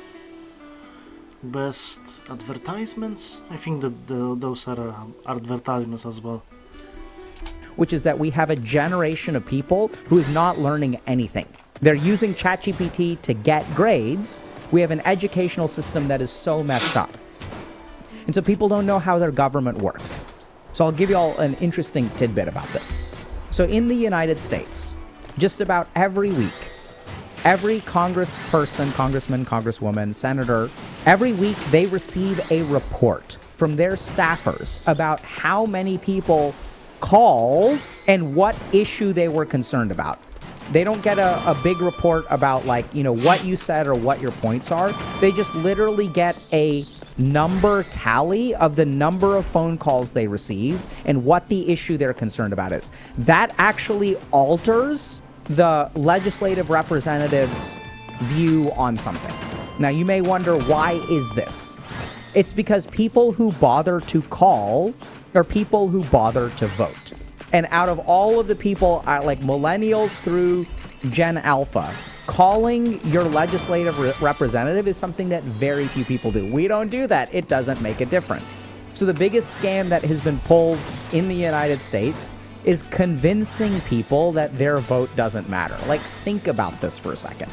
Your vote is insignificant. Your vote is very significant. Do you vote in local elections? Do you vote for school board elections? Do you engage in the process of democracy and government? Generally speaking, the answer is no. What we do is watch TikTok. That's what we do. And, like, that's a certain degree of political engagement, but there's also some really interesting research, not stuff that I know very well. Can't pull it up off the top of my head because it's not science-based research. But I saw something really interesting, that people who do fundraising find that there is an inverse relationship between donation and activity on social media. So when a human being likes or shares or subscribes to... Yeah, I'm going to do more on the beginner and easy places. The places that I move the legs a lot, then and in the running way or something. Then in these places, I'm I feel that I'm going to finish it without a problem. On different sides, since I'm a fat piece of beautiful man, I think it's going to be the easiest way for me to even approach the limiter. To a piece of content that is related to an issue, in their brain, they feel like they've done their part. I supported the cause. I raised awareness. Great, good job. Look at us raising awareness. I shared this video. I've done my part at making the world a better place. And I'm not saying that that isn't helpful in some way. It can be helpful to spread awareness. That's a good thing. But the moment that we do that, we alleviate the burden of actual action. So the more that people share, the less that they donate. There are two camps. So even when it comes to politics, there are people who participate in politics, and there are people who bitch about it. Actual 40% in, yes, right now, 40%. Politics. Those are the two options. Which one do you fall into? And if this sounds harsh or not compassionate, I mean, this is like literally what I'm saying, right? Like, I know that this sounds harsh, but literally, what is your involvement in the process? Decisions get made by those who show up. Elected officials get elected based on people who show up, like literally. That's how a democracy works. Now, you can argue that there's problems with our democracy, maybe there's cheating in our democracy, like all of those possibilities could be there. Right? But if you're thinking about what to do, it's like all of that stuff could be true or it could not be true. We don't know if elections are rigged or not rigged, I think, in this country. I don't know. And even if they're like, so then like, even if you think about it, even if you believe elections are rigged, there's a chance that you're wrong. But if you choose to stay home and you're wrong, because I know this sounds insane, I don't know how much direct evidence that you have that elections are rigged. And if your evidence is, I watch a bunch of TikToks about how elections are rigged, like, that's not evidence. Y'all with me? Like, does that make sense? There's a gap there. So this is where our perception, once again, that we are powerless in the world is what creates our powerlessness in the world. And this is something that's very clinical too. So when I work with people who are in abusive relationships, the first thing that an abuser does is convinces the victim of abuse that they're powerless. The first step that they do. Because the moment that I can convince you that you are powerless, that's when you actually become powerless. The difference between a failure and a setback is whether you choose to give up. So the first thing that I would say is, if you're concerned about something politically in your country, get involved in the way that feels right to you. Do something about it. Depending on where you are, you may want to protest. If you protest in some places, that's not safe to do, so maybe that's not a good idea. If you're in a democracy, you should register to vote. You should go vote. You should try talking to your elected representatives. Tell them, hey, like, this is something that's really bothering me. There are things that you can do. Now, you may say, but Dr. K, that doesn't have an effect. Notice that perception and the effect of that perception. Second, psychological thing that we're taking advantage of is we're doing something. So remember, the human body and mind don't wear out. They rust. So when we stop doing stuff, we become deconditioned, right? The more I take the elevator, the harder it is to use the stairs. The more I wanted to say debatable, but he is the doctor from Harvard, so I don't think that I have the... Okay, never mind. active I become, the more slothful I become in life, the harder it's going to be to act. So take some kind of action politically, whether it matters or doesn't matter, like, I don't know, and frankly, you don't either. Right? If you think you know, like, if you're like a political expert who spent 30 years in politics and knows really how politics works, then you can tell me I'm wrong. But if you're like our as you can see, is when I am moving. Only if I stop, nothing is happening. That's why it is like this. A 26-year-old person who's consuming content on the internet and sitting on Twitch and YouTube and watching some random ass live streamer talk to you about politics when they're a psychiatrist, if this is where you're getting your information, like, what the hell do you know, right? Like, you with me? Now, second thing, this is important too, is that in addition to the political stuff, you should think about what you can do in your life. Now, despite whatever I'm thinking, bro. I'm thinking. is happening, and you should be politically active. I think that's good. The other thing is that the problems that you face in your life are concrete and in front of you. And I would say start by solving those problems. So what I tend to, like when I work with people who are like incels, let's say, right? They're worried about these like macroscopic forces like feminism and dating. And those things are legitimately, I'm not saying feminism is bad, but like dating is legitimately a mess. Loneliness is legitimately a mess. There are absolutely systemic forces which are making your life hard. But those systemic forces don't mean that there is no action that you can take. And the whole problem with our perception right now is that our brain gets so caught up in trying to grapple with things that are outside of our control that we... Wait, I will take some enhancements.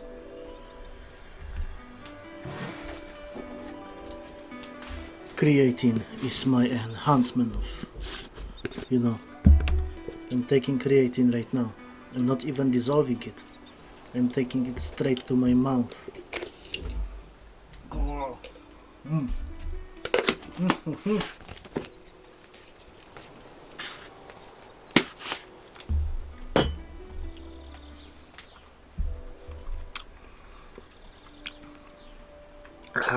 I hope that I don't shit myself. We start to become inactive. So when you look at your life, what I would strongly recommend is that you try to turn yourself into the best person possible to face and deal with whatever is coming down the road. I'm trying, bro. I'm trying. Is there a scary time coming down the road? Absolutely. Is it going to get worse before it gets better? Absolutely. Is it going to continue to get worse and maybe never get better? Who knows? But that is the reality of the world that we live in. Now the question is, for this mess that is coming down the pipeline, who is going to face it? What is going to be the quality cake? By the way, I was talking about like 111 calories, 111 calories is like I was talking like it's 10%, but it was actually I would say 1/9 of the actual number, because we are aiming for 999.99, so it's technically 1000. So it is the same math as 77 plus 33 is 100. So I think capability and character of the person who is going to face it. And that is what I think you should focus on. If you're going to end up getting wiped anyway, that's fine. You should still level up. And the reason that I believe in this is because, so you guys think like, oh my God, these problems are unsolvable. Respectfully, I think you're right, maybe, and I don't care. So a few years ago, I was a psychiatrist practicing in my office. And I was helping maybe 30 to 50 people a week. I was working at a rehab, occasionally working in a hospital, in an emergency room. In my office, I was grinding in 3 different settings. And I'm one person. And then I started streaming on the internet. And what difference can one person make, right? Is it insignificant? Is it significant? And now, then something cool happened. I started to make a small difference. I started to affect 30 to 50 to 60 people, maybe 100 people, maybe hopefully I helped them in some way. And then there were some awesome people who said, hey, and I was like, hey, like, I don't know how to do this. Is there anyone who can help? And y'all know who you are. About 4 or 5 people from the original like the earliest days of Healthy Gamer, when we had about 20 to 30 average concurrents, 4 or 5 of random people from chat said, we will help you. And those people became our first employees at Healthy Gamer. We started with their help. We started to make a little bit of money, and then we started to be able to pay them. And now we pay them their full-time employees. And then these tiny little people who are just as tiny as I am, all these tiny little people that felt like they were insignificant started to become significant. They started to build things. We have devs in our audience who started to build our platform. We have the person who made the first emotes on our channel is now our partnerships manager. She's amazing. One of our earliest Twitch chatters is now like manages our community. So now if we look at what Healthy Gamer is capable of accomplishing, I started out, I do the same thing that I did 5 years ago. I haven't changed. I affected 30 people. That hasn't changed. What changed is the people who came after, the people who supported me, the people who amplified this, the people who designed this little logo in the bottom of the screen, the people who built this set, the people who produced a schedule that we stick to, the people that configured this camera. No snowflake thinks it's responsible for the avalanche. And yet the impact that we've made is because insignificant people showed up and did the best that they could. And when you take a pile of insignificance, it becomes really powerful. So don't underestimate what you're capable of, and try to turn yourself into the best person possible to face what is coming. Because if you waste all your time just worrying about what's coming, feeling paralyzed by what's coming, at least turn yourself into the I waste my time a lot. I don't know why.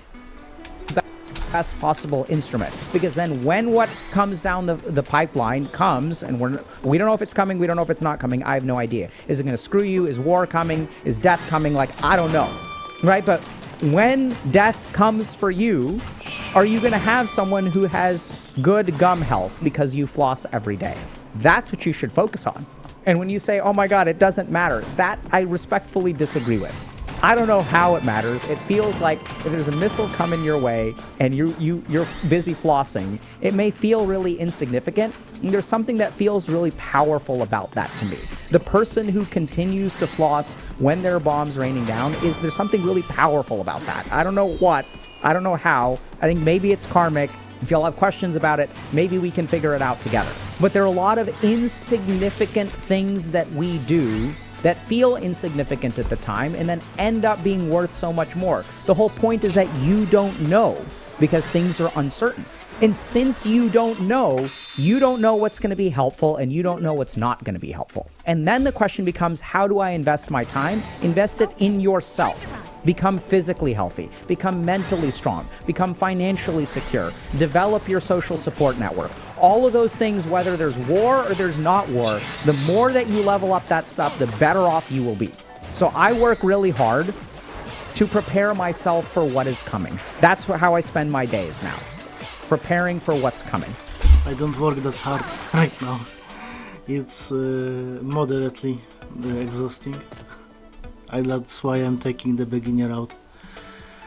Because I want to finish it. Because otherwise, if I took much more difficult exercises, I would probably not finish them in the capacity I want to finish it today. And like, if you don't know what else to do, just prepare. Hey y'all, hope you enjoyed today's video. We talk about a bunch of topics like this on the channel, so be sure to subscribe for more. If you're already subscribed, GG, and we'll see you in chat.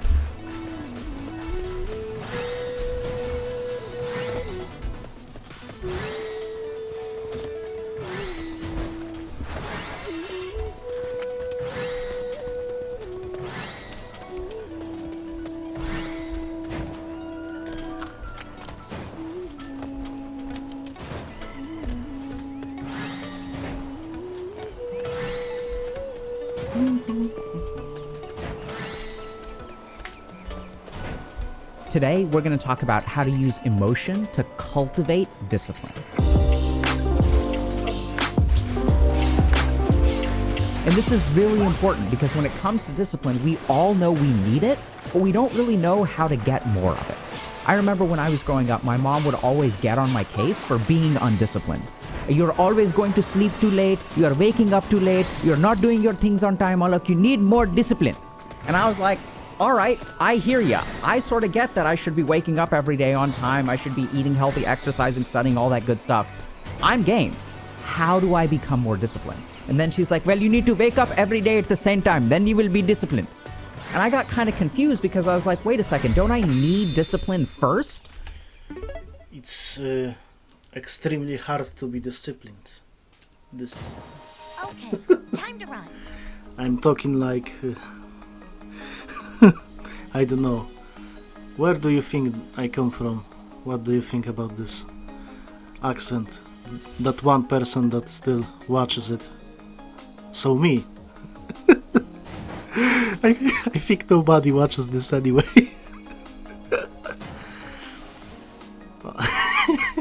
To wake up every day at the same time? If you're ready to take the next step on your mental health journey, check out Dr. K's guide. It's an immersive resource that distills over 20 years of my experience, laid out in a way that is tailored to your needs. So if you're ready to better understand your mind and take control of it, check out the link in the description below. And so we sort of think about discipline, part of the reason it's so hard to cultivate is because we don't really understand what it is. We think of discipline as the exertion of willpower, but you can exert willpower for a day or maybe two, but over time, at some point, you're going to start failing, right? You can wake up every day, or you can wake up at 7 a.m. the first day, the second day, the third day. You can make a New Year's resolution where you're like, I'm going to eat healthy. And you exert willpower for a time, and eventually willpower runs out. And this is why everyone's so focused on habits, right? Because, okay, if you can build a habit, it's all about building habits, then I don't need willpower. But a habit... Yay! Half of the exercise is finally done. It is about automatic behavior. It's about sort of being reflexive.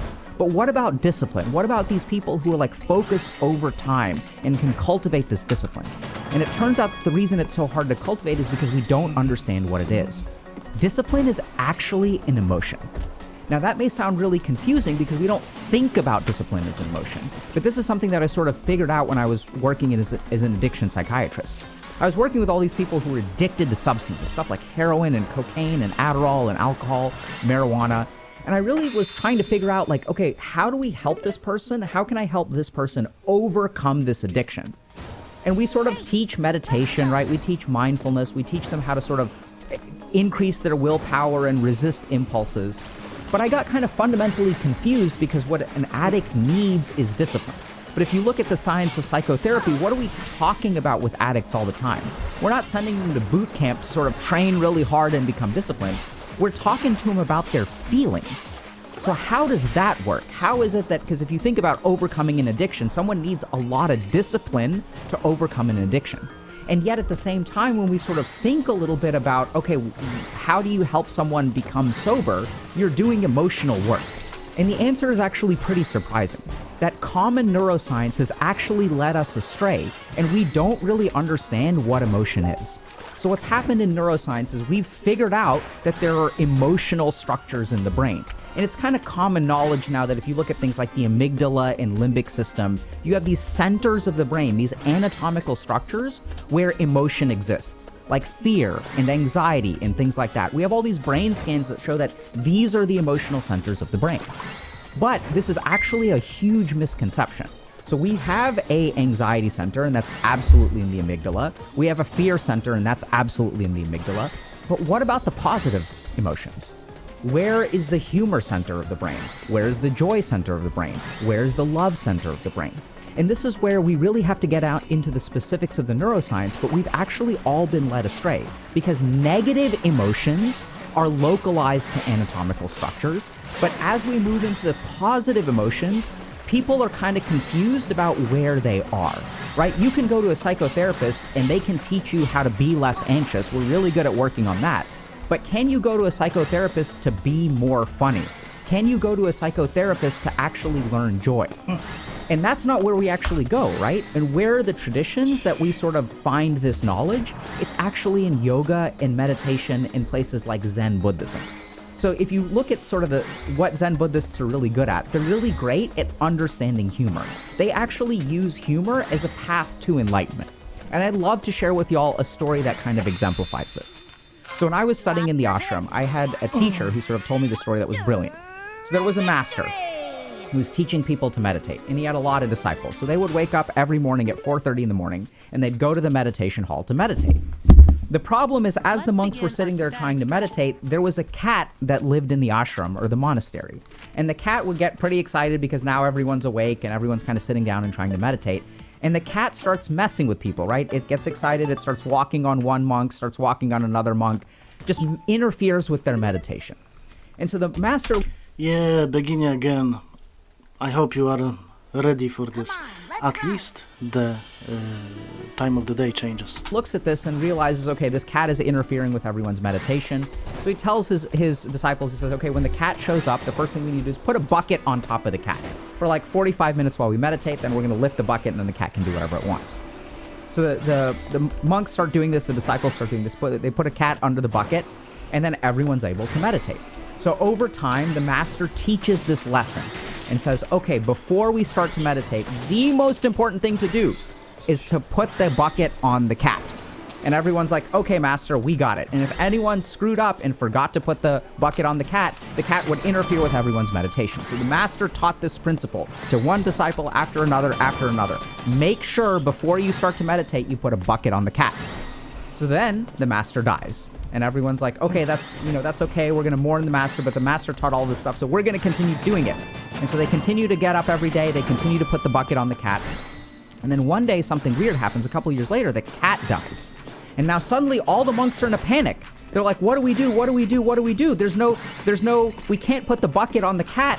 And the master taught us the first thing you should do anytime you meditate is put the bucket on the cat. What do we do? And someone else was like, I know, let's go find a new cat. I like cats. Cat. Yes, that's it. And that's exactly what they did. So this is what I love about the tradition of meditation. When it comes to sort of the cultivation of positive emotions, how do we find joy? How do we find humor? This is where the yogis and Zen masters really figured something out.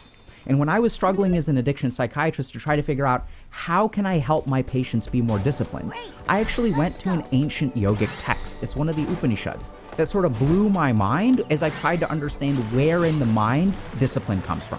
So I'm going to share that with y'all now.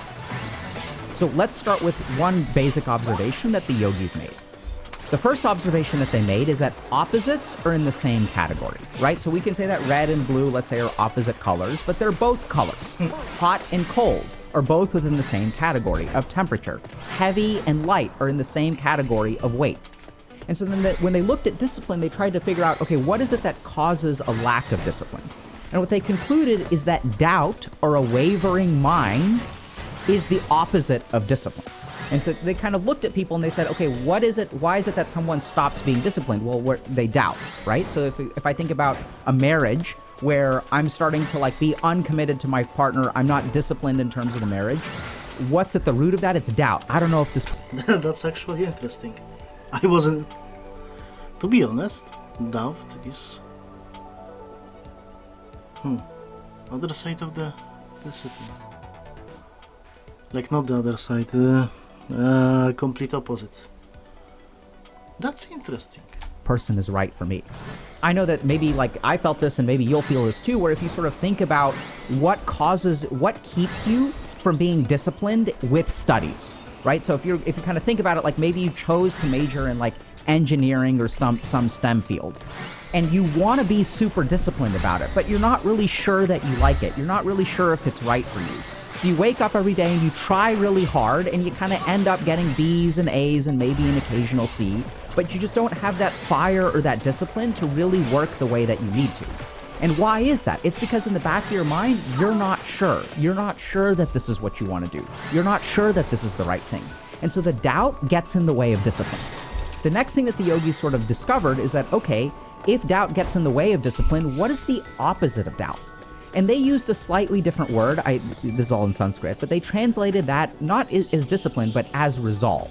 So what is the opposite of doubt? Well, the opposite is resolve. And as I started to look at that, I kind of stumbled into this thing that really helped me help my patients a lot, which is that I don't need to cultivate discipline. What I really need to do is cultivate resolve. Because when someone is resolved internally, then what they end up behaving like is disciplined. Right? So when I wake up, let's say on New Year's Day, and I have a New Year's resolution, and it's even baked into the language. What is that New Year's resolution? It is a resolve. The problem is that we're never taught how to cultivate resolve, right? We make them all the time, but then we don't keep it going. And that too is consistent with emotion, because if we look at which parts of our body change or which parts of our brain change, habits are pretty fixed. Our willpower even is sort of a battery that has a certain amount of energy in it. But what is it that fluctuates on a day-to-day basis in the mind the most? It is actually emotions. If you're angry today, you won't necessarily be angry tomorrow.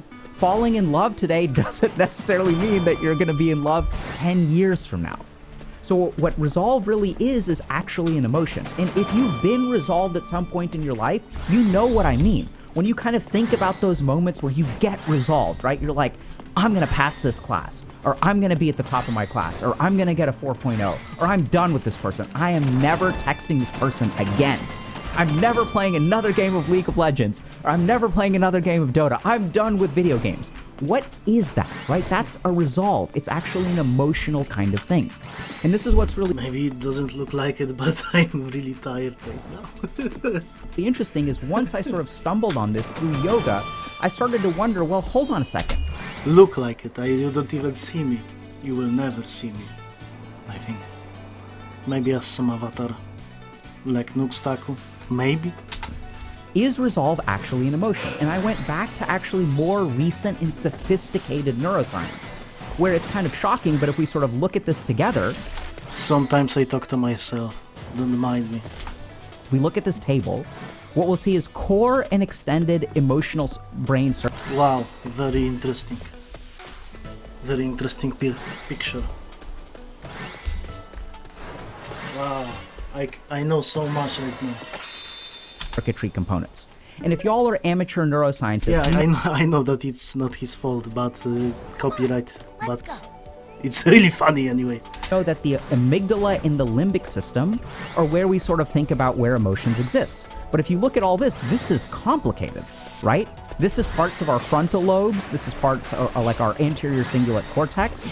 And if we look at these emotional circuits in the brain, what you sort of discover is that a lot of positive emotion actually comes from circuits, not anatomical structures. So this is where we have to get a little bit technical. But one of the things that a lot of people kind of don't get is that functions in the brain can come from two places. They can sometimes come from an anatomical structure, like an amygdala, that is kind of like surrounded, it's a chunk of tissue that emotion comes from. But the other place that's like stuff can come from in the brain isn't a structure, it's actually a circuit. It's a series of connections from different parts of the brain. And the really interesting thing is that positive emotions come from circuits. So if we look at something like love, there is not a love center in the brain. There is not a part of the brain where if you get a stroke or you get some kind of problem, you will never be able to love again. I mean, there may be multiple areas that you can get strokes that will sort of interfere with love. But there are some of these more positive emotions that come from the harmony or the communication between different parts of the brain. And resolve is absolutely one of those things. So if we look at the brain of someone who is resolved, there's stuff going on in the frontal lobes, there's stuff going on in the limbic system, there's stuff going on in places like the anterior cingulate cortex. And so this is where neuroscience kind of falls short because we're not really good at sort of activating those circuits. And if you want to cultivate discipline, what you actually need to do is not cultivate willpower. That's a different function in the brain. Not cultivate habit, but actually cultivate resolve on a daily basis. And the cool thing is just like the Zen masters figured out where the nature of humor is, and they sort of tell all these hilarious stories, they were the original comedians, we can actually turn to yoga to teach us how to cultivate resolve. So the first thing that I'm going to tell y'all to do is notice when you feel resolve, right? So the next time that you feel resolve, just take a snapshot of it. Close your eyes and try to sort of notice what is the experience of resolve. And what you'll discover is that resolve fuels your willpower, right?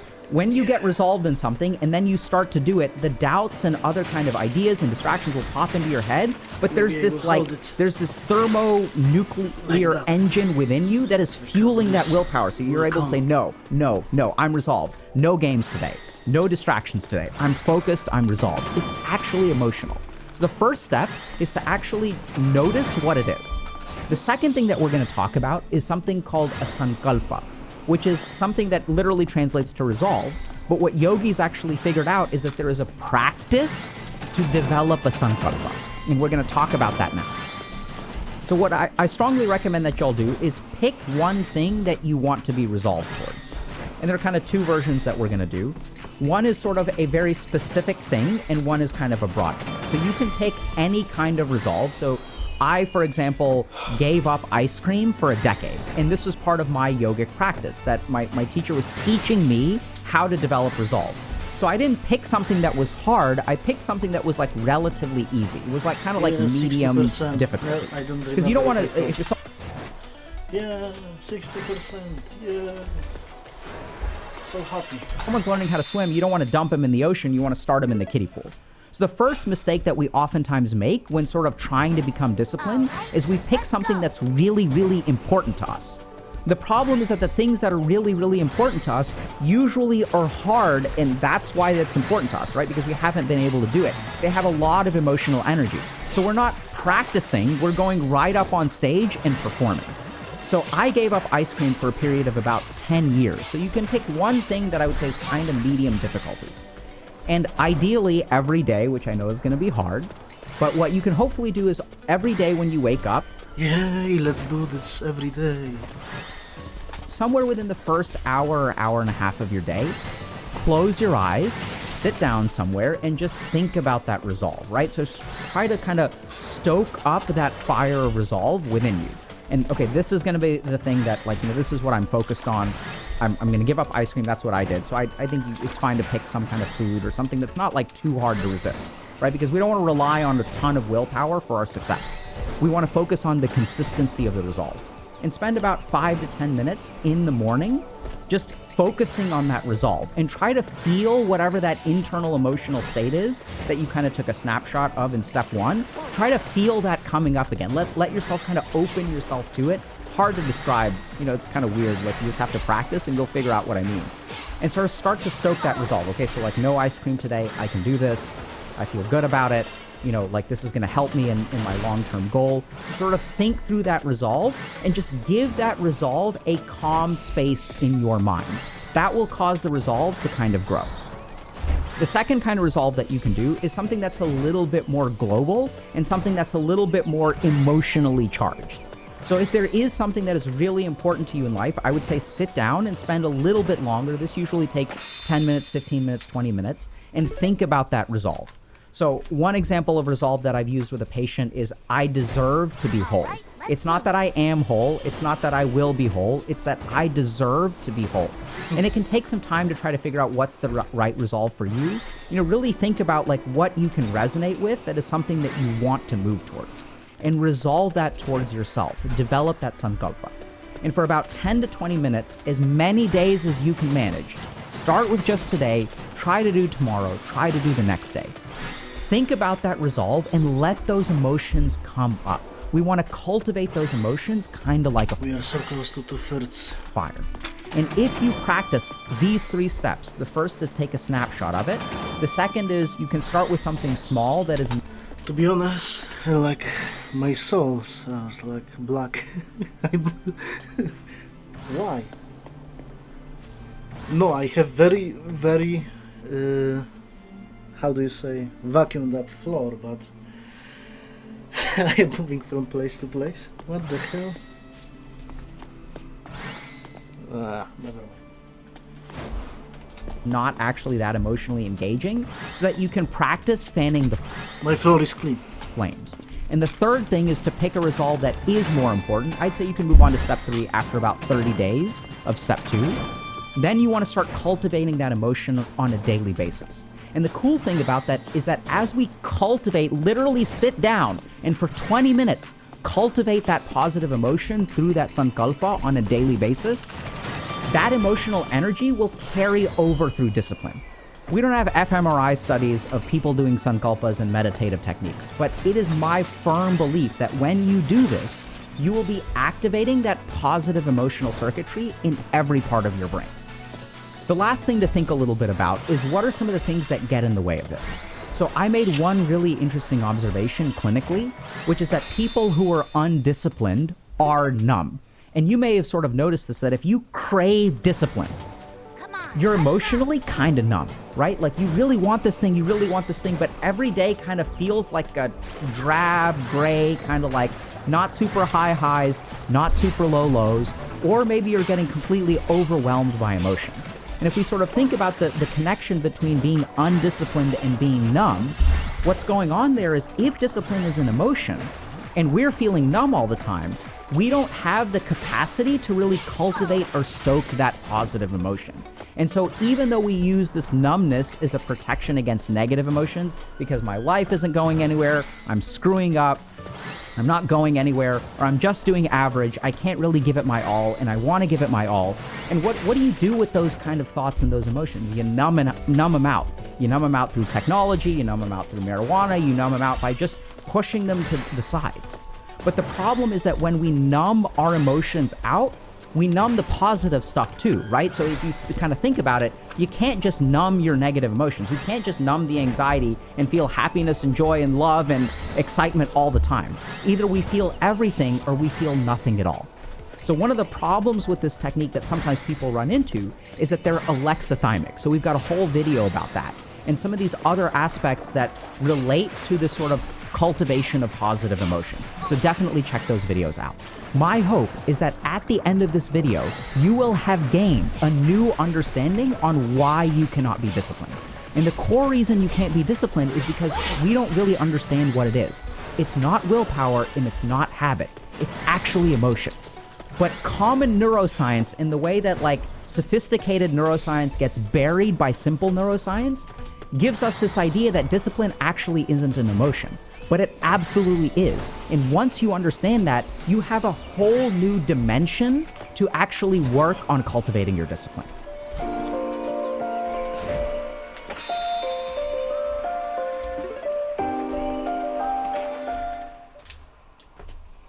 Today we're going to talk about why doing nothing is the most important thing you can do. Now this may sound kind of bizarre because you're sitting there thinking, well, I do a lot of nothing. And in fact, my problem is that I do way too much nothing. And instead, I need to be doing something. But it turns out that scientifically, there are different kinds of nothing. And we tend to do the wrong kinds of nothing, and there are actually certain kinds of literally inaction that lead to positive outcomes in our life. Now this may sound weird, but just hear me out. So right now we live in a world that is going to hell. There's climate change problems, inflation problems, dating and gender dynamics are a mess. Like people under the age of 30 are mostly living with their parents. There's like wars and stuff going on. The world is an absolute mess. So as human beings, when we are faced with absolute messes, we do particular things. And it turns out that the things that we do when we are faced with problems actually create more problems than they solve. As a simple example, let's say I have a final that's coming up at the end of the week, and I'm terrified that I'm not going to do well. So what do I end up doing in order to deal with this problem? I end up spending a lot of time playing video games or binge watching shows or maybe even getting drunk or something like that. So it is the way that I try to solve my problems that actually creates additional problems. It would be one thing if I just didn't do anything all day long, but I wonder if it's going to stop as well at around 1 hour. It did before. I hope that it's not going to stop. But so you know, yeah. But even the things that I choose to engage in, like let's say I do get drunk or go to a party or something like that, mean that I'm hungover the next day, which means that studying for the test is actually harder. The most common experience that I hear from people today is despite the fact that they're swimming really hard, everyone is still drowning. Despite the fact that you are trying to stay afloat, the harder you seem to work, the worse things become. And then what ends up happening is people feel incredibly burnt out. So today what we're going to do is figure out how to completely reevaluate that cycle and paradoxically do less, but in the right way. So this sort of idea actually comes from some really interesting research around coping mechanisms.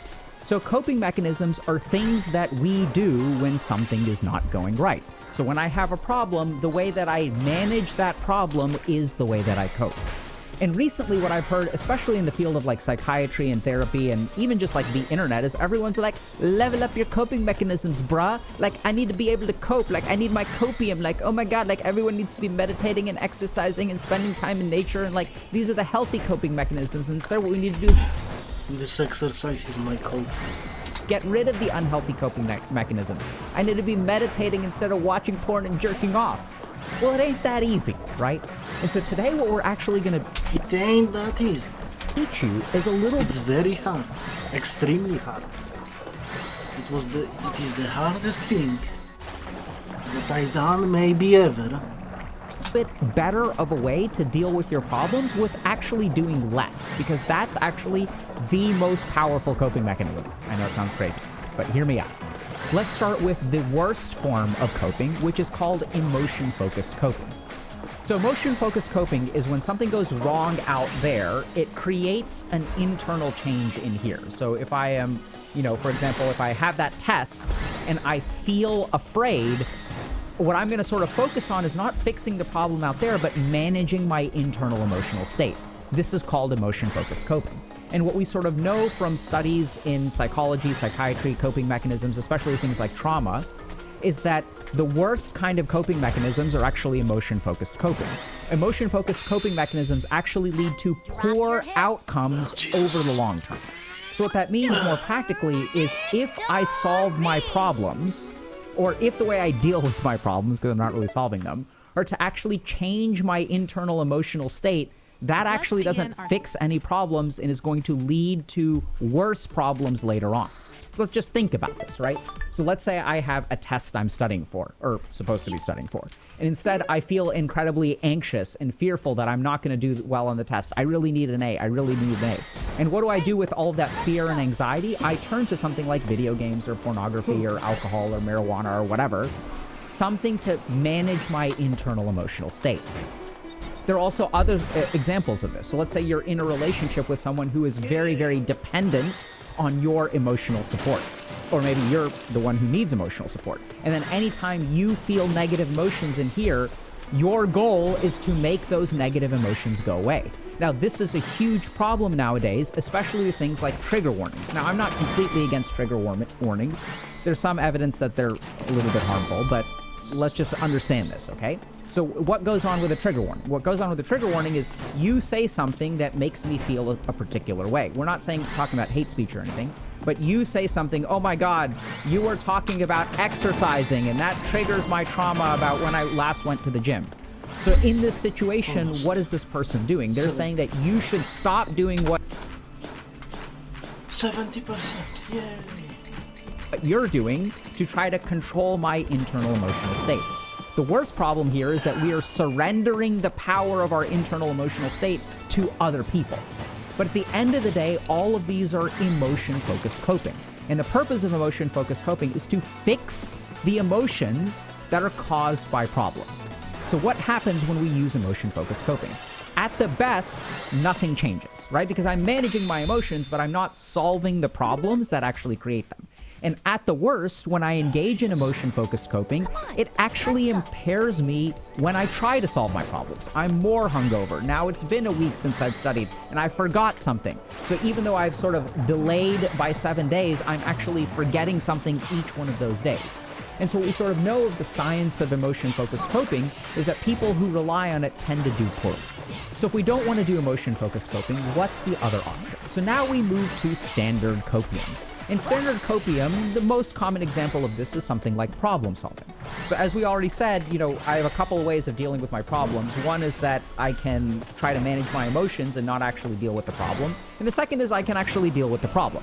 And the cool thing is when we focus on problem solving as a coping mechanism, the data shows that we tend to do better, right? No surprise that people who fix their problems tend to do better in life. So here I am telling you, oh, just go problem solve and just fix your problems. And this is where we run into a really important problem with problem solving, which is if you are listening to this video right now, you've already figured it out, which is that you can't solve all your problems, right?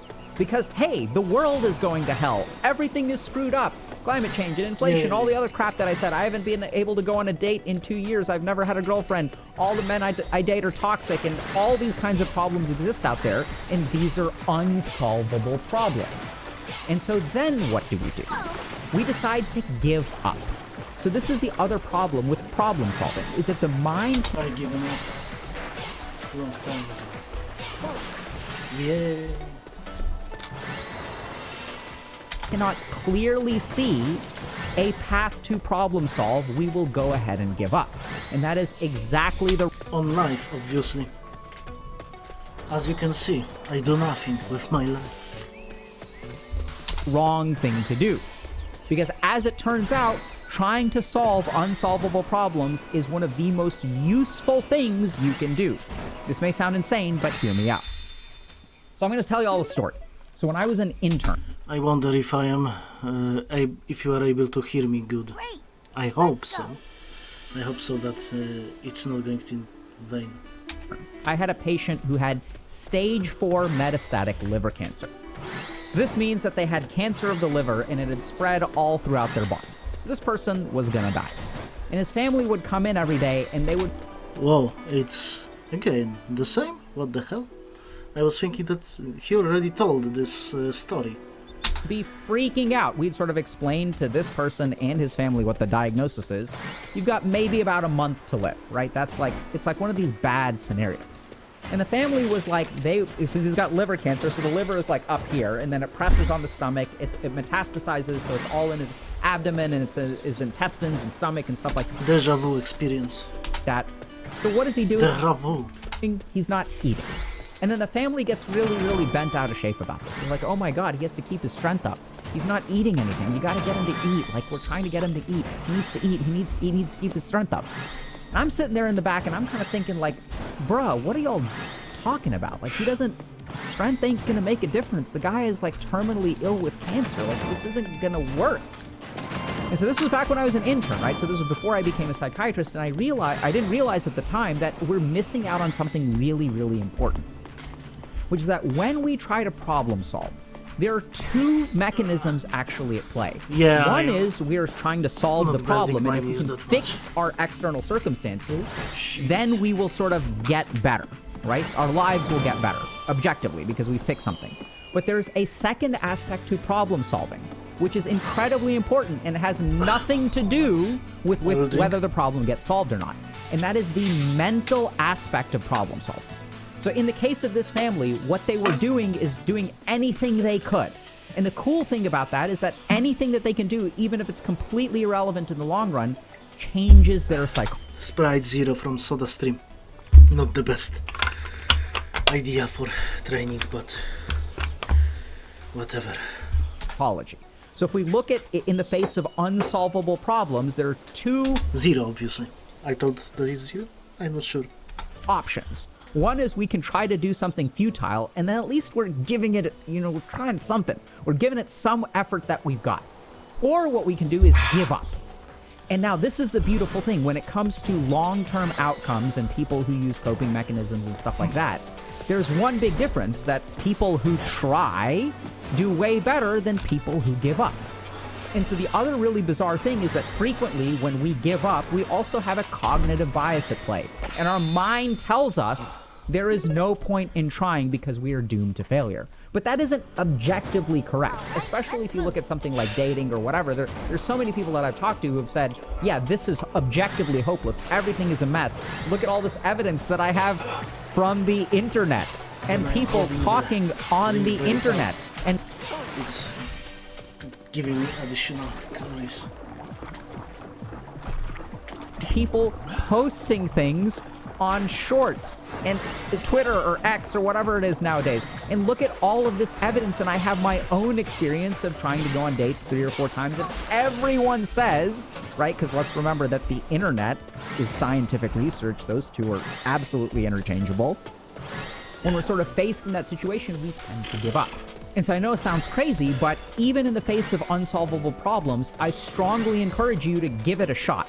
And don't worry about your mind telling you this will never work. That's not what we're actually shooting for. When we're trying to solve an unsolvable problem, the goal is not to actually solve the problem, but there's a decent chance you'll make an impact of some kind. The goal is mentally to not give up. The goal is to mentally understand that if you can put forth some effort, even if it's futile, it changes the equation of mental burnout in your mind. So this is kind of what copium is all about. We absolutely want to try to solve our problems, but even in the face of unsolvable problems, you should still give it a shot. Because human beings, at the end of the day, when they do something, they feel like they're doing something, right? So people will kind of say, oh, you know, I prayed to whoever, right? I prayed to God, and because I prayed to God, this person's life was saved. I mean, for the video to not stop after 1 hour. Hey. And I'm not trying to dock on prayer or say God exists or doesn't exist or anything like that. I'm just pointing out that the I still don't know why. Psychology of doing something makes people feel like a little bit more responsible and take a little bit more credit if things are moving in the right direction. So we absolutely want to give things a shot.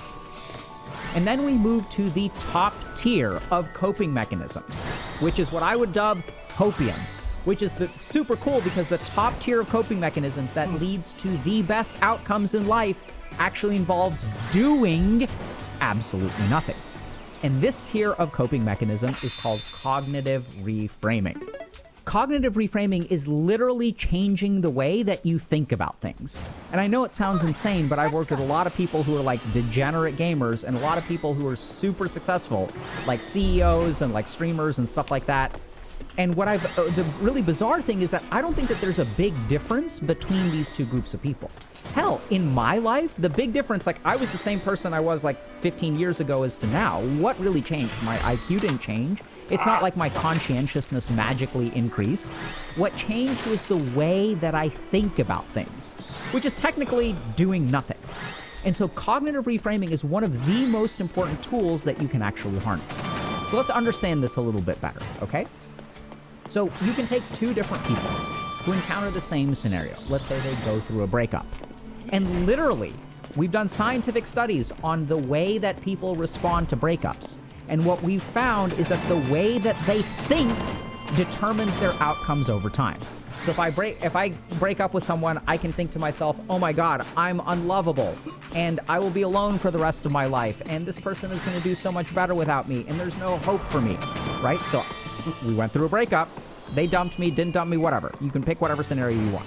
And on the flip side, we have people who are good at cognitive reframing. And these people literally take their initial thoughts and try to move them in a different direction.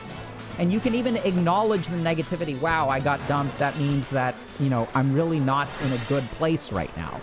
I really have a lot of work to do if I want to become a healthy person who can engage in a healthy relationship.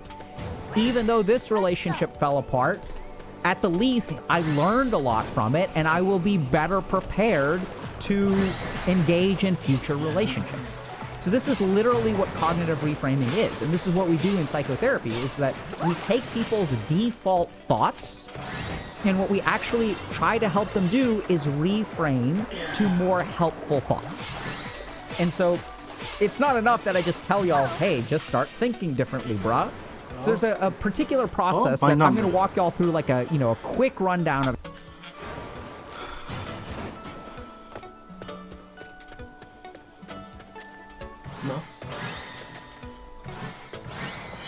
No, I wanted how to cognitively reframe. Hey, just a quick note. A lot of people will ask us, what do I do next? And that's why we built Dr. K's Guide.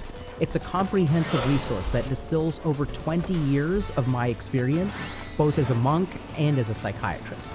And it's designed in a way that's tailored to fit your needs. So if you're interested in better understanding your mind and taking control of your life, check out the link below.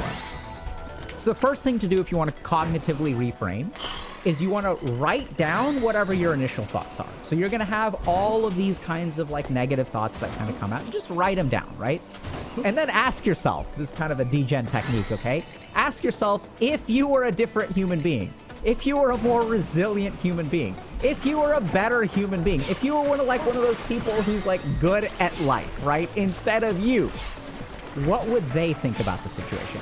You know those dumbasses that are trying to encourage you and get you back up and stuff like that? They're like, oh man, like think about the big picture. Like, what would they say? And what you're going to find is that there is an instinctive revulsion to that second column. What you're going to find is as you write things down, your mind will naturally react by countering those kinds of things. But here's the crazy thing. Just because your mind has a reaction doesn't mean that it's true. And so then what you want to do is notice that third reaction, right, which is the conflict between column 1 and column 2. Just how do you feel when you're trying to write down the second column and write those things down? This is absurd. This doesn't work for me. This works for other people, but is not going to apply in my case. You're going to recognize all these kinds of thoughts and just jot them down. Then take a deep breath and just ask yourself out of the second column, which is the hopeful column, right, which is the cognitive reframe column. Which of these things, because you can't accept all of them, but is there a single one that you can somewhat sort of accept, right? So you take these 5 things and which one is the least offensive, is the least incorrect? And just circle that one and just spend a little bit of time thinking about it. And then ask yourself, okay, why can I accept this one? After you pick your one, just ask yourself, okay, what is it about this one that makes it okay? Well, at the end of the day, like, I know technically any breakup that I go through, I will have learned something. I'll have gotten better at breaking up. I'm managing my emotions. It's like pushing me to do a little bit better in this way, and this way, and this way. And so something beautiful happens the second... Almost 1/5. You see? Nice. You start doing that, is that you have actually cognitively reframed. You've literally rewired your neurons a little bit, because what we know about thinking is that thinking happens in patterns. So anytime you see a particular thing, your mind will evoke the same thoughts, right? So like, in my case, you know, like I was just thinking about one of my kids, and one of my kids doesn't like mayo. So the first question she asks anytime she sees a sandwich is there mayo on it? Every time there's a sandwich, it triggers some kind of response. And in my case, it's like whenever I eat I like mayo. something sweet, I'm like, wow, I like this. It's not too sweet. So you may have noticed that you say the same damn shit over and over and over again, or people that you know say the same damn shit over and over and over again. And that's because our neurons have been well wired in that way. So if we want to start thinking differently, literally what we have to do is push this boulder uphill of positive thoughts. And it will feel very, very cumbersome when we first do it.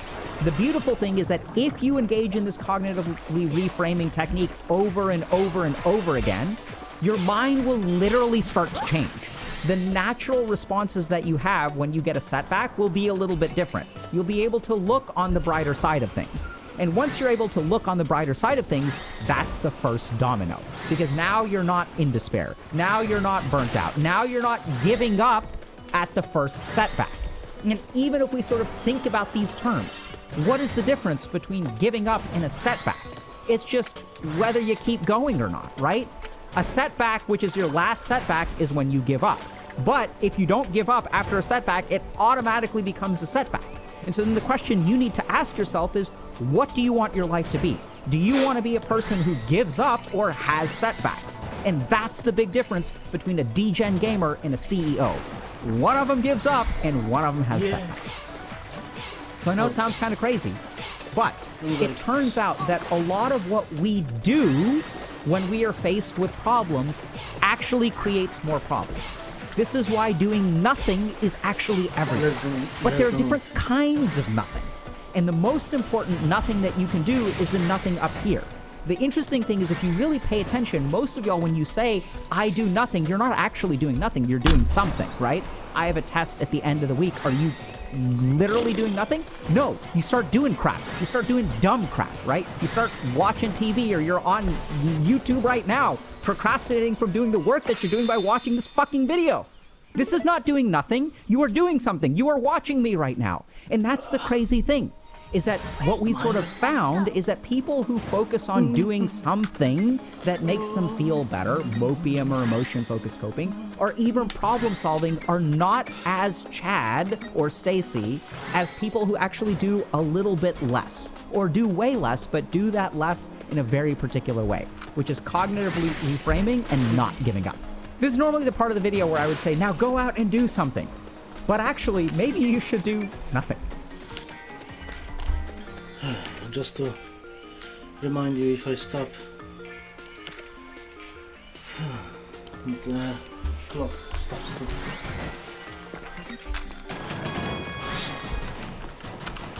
If you're facing eviction, if you're looking for a new job, if you're working on self-acceptance, self-love, whatever, if you're trying to make new friends, being exhausted, run ragged, etc. is like not going to help you over the course of 30 days. You're walking around, you feel terrible, you don't know how to socialize, or you're struggling to socialize, and like, yeah, it's going to be very hard to empathically connect with other human beings because you're burnt out. You know, as long as your material situation is problematic, it is very hard to achieve mental peace. Hello, Dr. K.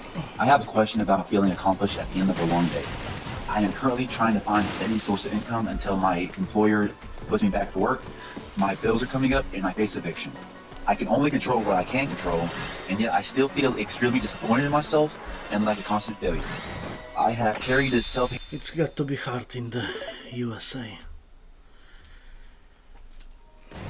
When I was young,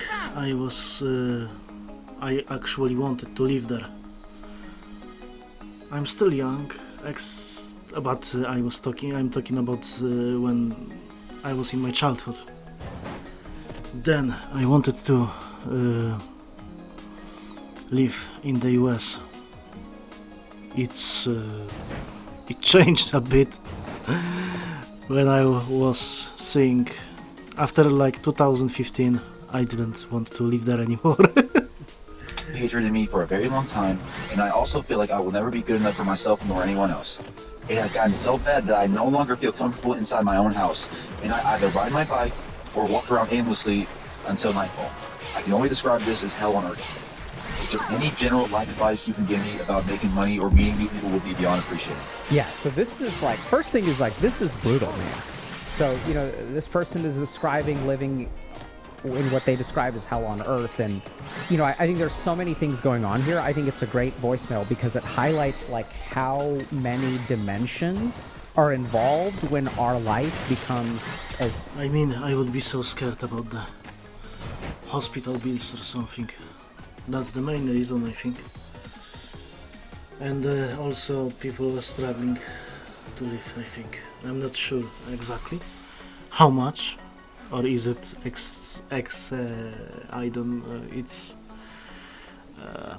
I don't know how to say it, like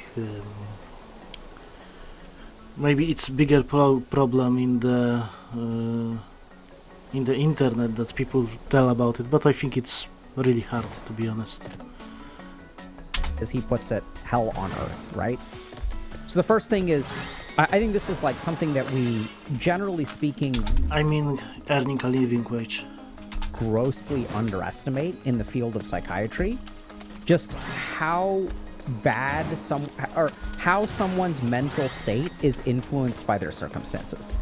So generally speaking, I'm a pretty lucky guy. I've had things go my way most of the time, but I have had some rough patches in life. And one of the things that I still remember, I was when I was about to start medical school, I had talked to some people who were like also starting in the class, and they'd sort of found a place, and I had sort of found roommates, like 2 other first-year medical students, and sort of like, you know, they felt really confident, and they sent pictures and things like that, and I was like, you know, I'm glad you guys found a place. I don't want to sign a lease until like I've seen the place. So I went to go see the place, and I noticed that there was something really weird, which is that there's like there were 3 bedrooms, and one of them was tiny, and the other 2 were like pretty big.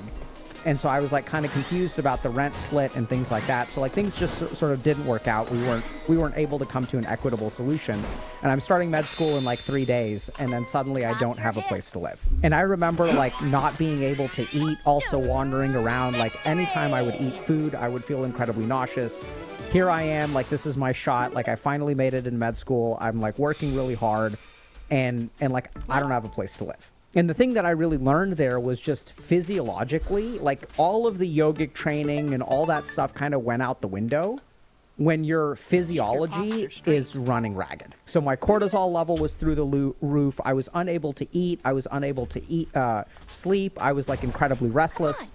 And so the first thing that I kind of noticed is this person said, I'm looking for some way to make money while my job is like has me on hold or something. And if y'all are struggling in life, if you feel really bad about yourself, the first thing that we have to understand is that if you are in a chronically high stress state, right, where like your job has you on hold, you're being threatened with eviction, and you're scrambling to like make money, that in and of itself is going to be a gigantic stressor. And one of the things that I think we've got to be really careful about is in assuming that if this is the situation that we're in, if this is what our life actually looks like, if we have very real material threats, that our mental space is going to be very difficult to fix while these threats exist. And that's just because of the effect of those threats on our brain and our body. Motivation comes and goes, but sometimes it isn't about pushing harder, it's about finding the right support. That's why we developed... I want to say something, but I am tired. Oh, Jesus. But we are closer to the end. HG coaching. Coaches will help you turn thoughts into actions, actions into habits, and habits into a different life than the one you're living right now. People who go through our coaching program experience, on average, a 58% improvement in the sense of direction and purpose in life, and also experience reductions in feelings of stress and anxiety. Real change doesn't happen overnight, and it rarely happens alone. So if y'all are interested in getting unstuck and moving forward, check out the link in the description below and give HG coaching a shot. So when we have a high level of cortisol in our system, when we have sympathetic nervous system activity, it does the following things. The first thing that it does is activates our reticular activating formation. This is a little part of our brain right in the brain stem. This part of our brain governs wakefulness. So this is the part of our brain when it turns on, it wakes us up, right? So when you're asleep and then when you wake up, like, you know, something in your brain is telling you like, hey, it's time to wake up. So cortisol hyperactivates the reticular activating formation, which means that sleeping is difficult. So sleeping is difficult. The second thing that it's going to be doing is messing with your blood sugar. It's going to be causing you to release a bunch of like glucose into your bloodstream in preparation for kind of this fight or flight response, which can also explain why like we walk around so much, because we feel incredibly restless. And the problem with these stress states is that they're designed to help us sacrifice long-term health for immediate survival, right? So why does our brain keep us from sleeping? It's because when these systems evolved, we were trying to avoid tigers in the jungle or being eaten by lions or hyenas or whatever, right? So what the body sort of says is that it's really important for you to not sleep over the next 24 hours or sleep very lightly, don't get restful sleep, so that we don't get eaten in our sleep. The problem is the problems we deal with in today's world are long-term, they're chronic, right? So if you're facing eviction means that the threat persists for like 30 days. And then we run into a really interesting problem, which is that since we're facing this threat for 30 days, our body gets run ragged. And as our body gets run ragged, our capacity to deal with our problems becomes impaired. Because if you're facing eviction, if you're looking for a new job, if you're working on self-acceptance, self-love, whatever, if you're trying to make new friends, being exhausted, run ragged, etc. is like not going to help you over the course of 30 days. So this is where like the first thing that I got to say is that, you know, as long as your material situation is problematic, it is very hard to achieve mental peace, mental healing, mental growth, take however you want to put it. And this is where, you know, you're kind of saying, okay, like my job has me on hold. Like this kind of stuff really scares me. So on the one hand, I have no idea what your situation is. I have no idea what your opportunities are. But I think a lot of young people get trapped in a work situation in which they feel like they can't get out of, and they're at the mercy of their job. And so the first thing that I would consider is like, you're looking for some way to make ends meet until your job kicks in. But I would also start looking for another job, right? So as long as like material stuff, if you don't have a roof over your head, mental health is very hard to achieve. And there's a really great study that sort of talks about this. There was a program in New York called Housing First. And what used to happen is that if you had some form of addiction, you had to be sober in order to get public housing, right? So if you wanted like the state to give you a place to live, like you have to pass drug tests. The problem is that without having a place to live, it's really hard to get sober. Without having a place to live, when you apply for a job and there's this really simple part of the application, name, address, When you don't have an address for correspondence, it's really hard to get a job. When you're sleeping on the streets, it's really hard to resist some degree of comfort through substance use, right? So this was kind of like this really interesting like kind of perspective, which is you have to be sober first, and if you can become sober, if you deserve it, then we'll give you housing.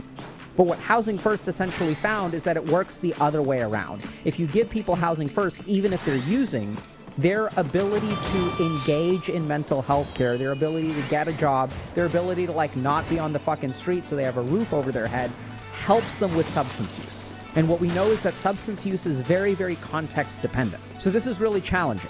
And the first thing that I would say is you know, we have a lot of... Really close. Almost 90%. Almost.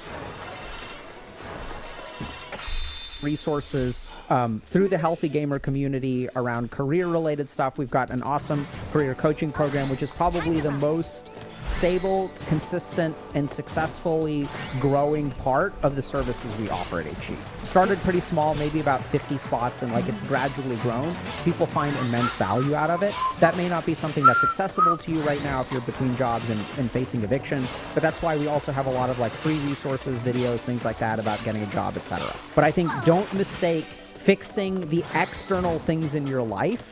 That has to be done. Otherwise, your brain is just going to be running ragged. So that's sort of like one piece, okay? And in terms of concrete advice, there simple things are, first of all, polish up your resume. You know, do some research on how to polish up a resume. Second thing is, I think like networking is really undervalued. So we're reaching the state in the world right now where like applying for a job is a total mess, right? So you have these companies that they sort of did it first where they started using AI. So like they started using AI and they started using like these mega websites like Indeed and Monster.com or whatever, right? So like you had all these employers that are like filtering thousands of applications. And now employers are really upset because the people who are applying for jobs are also using AI. So you have some like automatically generated email where they ask you to upload, you know, you submit your resume and then they have like 15 pages where they want you to manually input your resume. So in a world like this, employers are really unsatisfied, employees are really unsatisfied, and that's why I think networking becomes really, really important, right? So go to job fairs, go to events or professional events of things that you're interested in. Go to conferences, meet people, grab business cards, introduce yourself to all the people at booths. You know, like go to all these booths and just ask people, hey, are y'all hiring? Are y'all looking for someone who's, you know, or are y'all hiring? Just ask. Meet people. Go to these networking events and introduce yourself and things like that, right? And I think like people are starved for like real human beings in a world of AI. So I'd say that, you know, polish up your resume, start meeting people. You'll be amazed at how many job opportunities arise. Like everyone's like, I'm applying for 1,000 jobs a day because that's how it's done nowadays.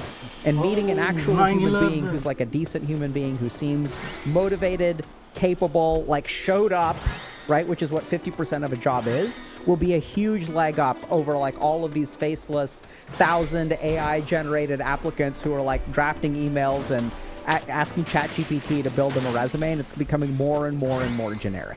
Okay, now we get to the psychological stuff, and this I think is really interesting. So the first is, I'm a huge fan of aimless wandering, and I have had literally years of my life where I used to do that. So when I was in Boston, first moved there, didn't really have a job, didn't really have a way to pay my bills and things like that. I used to walk a lot, like hours and hours and hours. I think it's a really great way to process emotions. I used to also like walk to the grocery store, like carrying, you know, pounds and pounds and pounds of groceries, and it would be like a 45-minute trip each way, and I think like that really helped me. So I think that when I hear someone is like wandering around, right, you want to be safe, but I think generally speaking, like that's a form of emotional processing.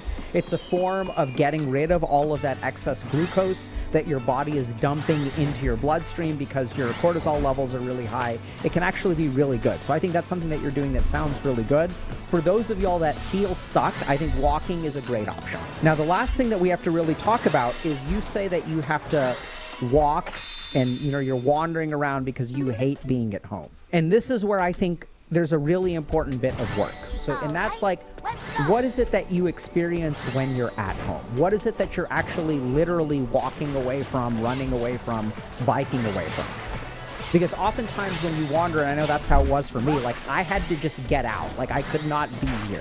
And for me, it was like this flood of like negativity that would just dominate my mind. And like, I would think about it and think about it and think about it, and nothing would ever get back.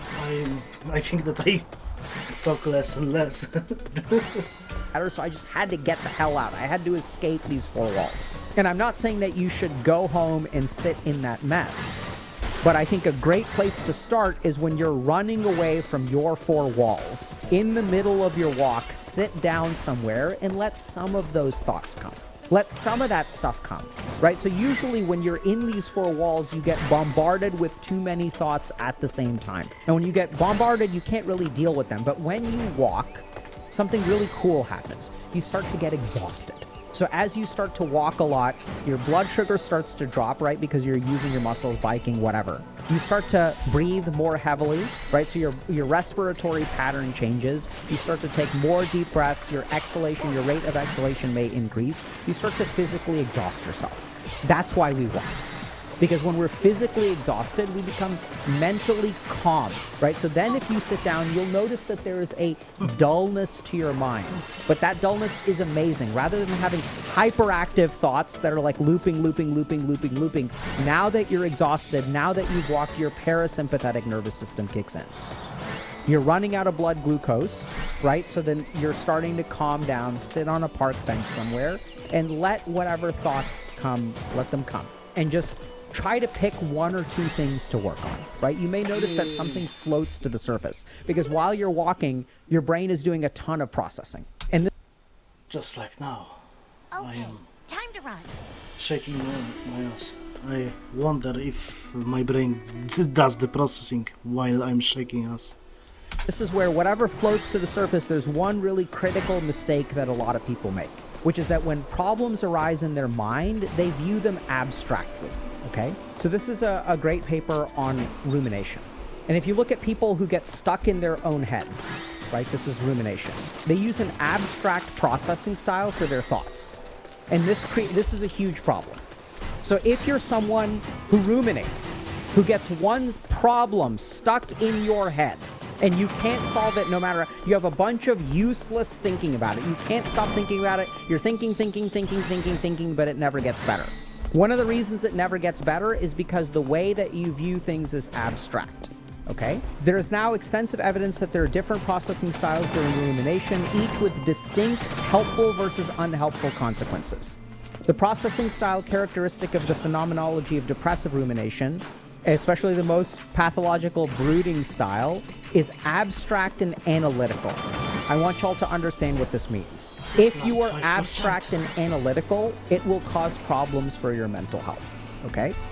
This processing involves general, superordinate, decontextualized mental representations that convey the essential meaning, causes, and implications of goals and events, the why aspects of an action. In contrast, there is a more adaptive processing style which is more concrete, that involves a focus on the direct, specific, and contextualized experience of an event. This processing mode addresses the details of goals, events, and actions that denote the feasibility mechanics and the means of how to do an action. Now, I know that that's a lot of different information, so let's explain what that means. Some of us are abstract thinkers. And what we know is if you study people who ruminate, who think over and over and over again, what we find is the ones who think abstractly when they ruminate run into all kinds of problems. These are people who generalize things way too much. They also decontextualize things.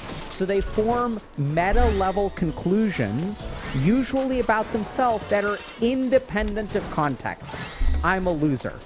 All women are bitches, right? Now that I've never dated anyone, I'm never going to be able to date anyone. These are general, superordinate, abstract meta constructs.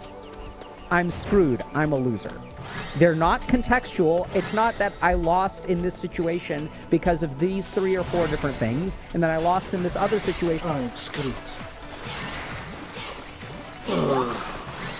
Because these 3 or 4 different things, or like they remove all context. They remove all concrete information. and they focus on why, right? Why is the world this way? Why am I alone?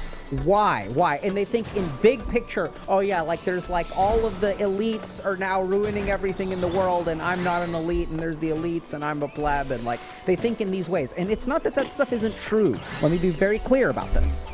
Our house is in the middle of our house. Our house is in the middle of our house. Almost. This is not about whether that is Almost. true or not true. It is about whether it is useful or not useful. And there's research on this, right? The research on rumination shows that people who brood and think in an overly abstract way, this is not actionable. If I'm a loser and the elites have all the power, what do I do when I wake up on a Wednesday morning? What action do I take? And what's way more useful is a concrete processing. A concrete way of thinking. What is the context that put me here? What are the individual circumstances that are contributing to this situation? Because the cool thing is, if you think about the context of a particular failure or problem, if you change that context, the outcome of the problem can change, right? If the reason that I failed this class is because my bipolar disorder was way too active, that doesn't mean that I'm going to fail forever. That means that if I adjust this bipolar variable, right, if I get appropriate treatment for bipolar disorder, then I can pass. So the moment that you add context to your situation, I'm a loser, that's not something that you can fix, right? That's like, what do you do about that? I don't know. So be very concrete. Focus on how. And this is what people with rumination, people who ruminate, who get stuck in their own head, this is what people really struggle with. They have a lot of difficulty thinking in this way. And this is really important to understand. It doesn't mean that you can't think in this way. It just means that it's difficult. So oftentimes what these people will also do is, if I ask you what is the context that is creating the situation, they say, I can't think of anything. And then they conclude that means that there is nothing. Huge mistake. Okay? Just because you can't think of something doesn't mean that it doesn't exist. And this is exactly where they have difficulty, because their brain is not able to see contextual variables. It requires way more stretching of their calculative function to be able to find these concrete variables. Their brain is very tuned to abstract, big picture, meta, superordinate kind of ideas, right? They're deep thinkers, big thinkers. But they have a lot of difficulty thinking about how, the mechanism, the concrete stuff, the contextual stuff. So what I do is take a long walk, sit down for a little while, let something float to the surface, and then focus on the context that is creating your problems. If you have some negative thoughts about yourself, think about the context of your various failures that allow you to form this meta-level abstract conclusion about yourself. If this variable had changed and this variable had changed, what would have changed? If this variable had changed and this variable would have changed, what would have changed? In this third instance, if these two variables changed, what would have changed? And then you have your road forward. Now the goal is going to be focusing on changing those variables, right? So here you are in a situation where you're lost, you're walking around, you feel terrible, you don't know how to socialize, or you're struggling to socialize, and like, yeah, it's going to be hard to socialize, it's going to be very hard to empathically connect with other human beings because you're burnt out. The first sign of burnout is a lack of empathy for other people. In empathy, if you don't have empathy, it's very hard to form an organic connection with another human being. Doesn't mean you're a loser, doesn't mean you're an incel, doesn't mean that you're a beta. If you are burnt out, it's going to be hard to connect to other human beings because your brain is like, we don't have time to think about other people's perspectives. We don't have time to feel what other people are feeling because we're way too busy dealing with the excessive amounts of feelings that we have. So it's completely ordinary to be in this situation. Okay? It doesn't make you lose or anything like that. But let something float to the surface and think about, how can I make this concrete? How can I make this... Yes, so we finished. I forgot to stop Dr. K. Pull in your arm and stretch the Yeah, muscles of so your left shoulder. I hope it's nice. Like, I hope it was nice. Sorry for the stop in Now do the the same on the opposite side. last. Slowly stretch out, but be careful In the not to bounce. in the first 1 hour, because I don't know what happened. I literally didn't know.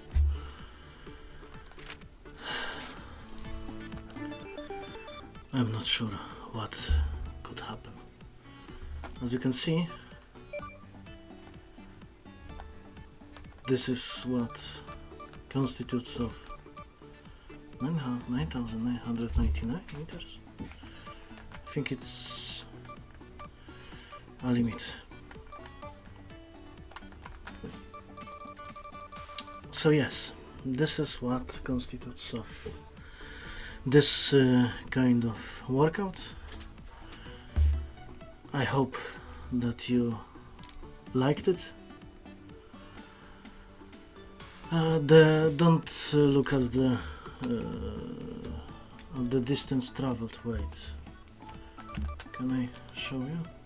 Yes, because over here the distance traveled, the dr.K is 1 second. Yes, so this distance is kind of bullshit. I kind of believe in the calories because it's very tiring, this exercise. So I guess that's it. Thank you for being in this TED Talk. Yeah, I hope I was at least mildly entertaining.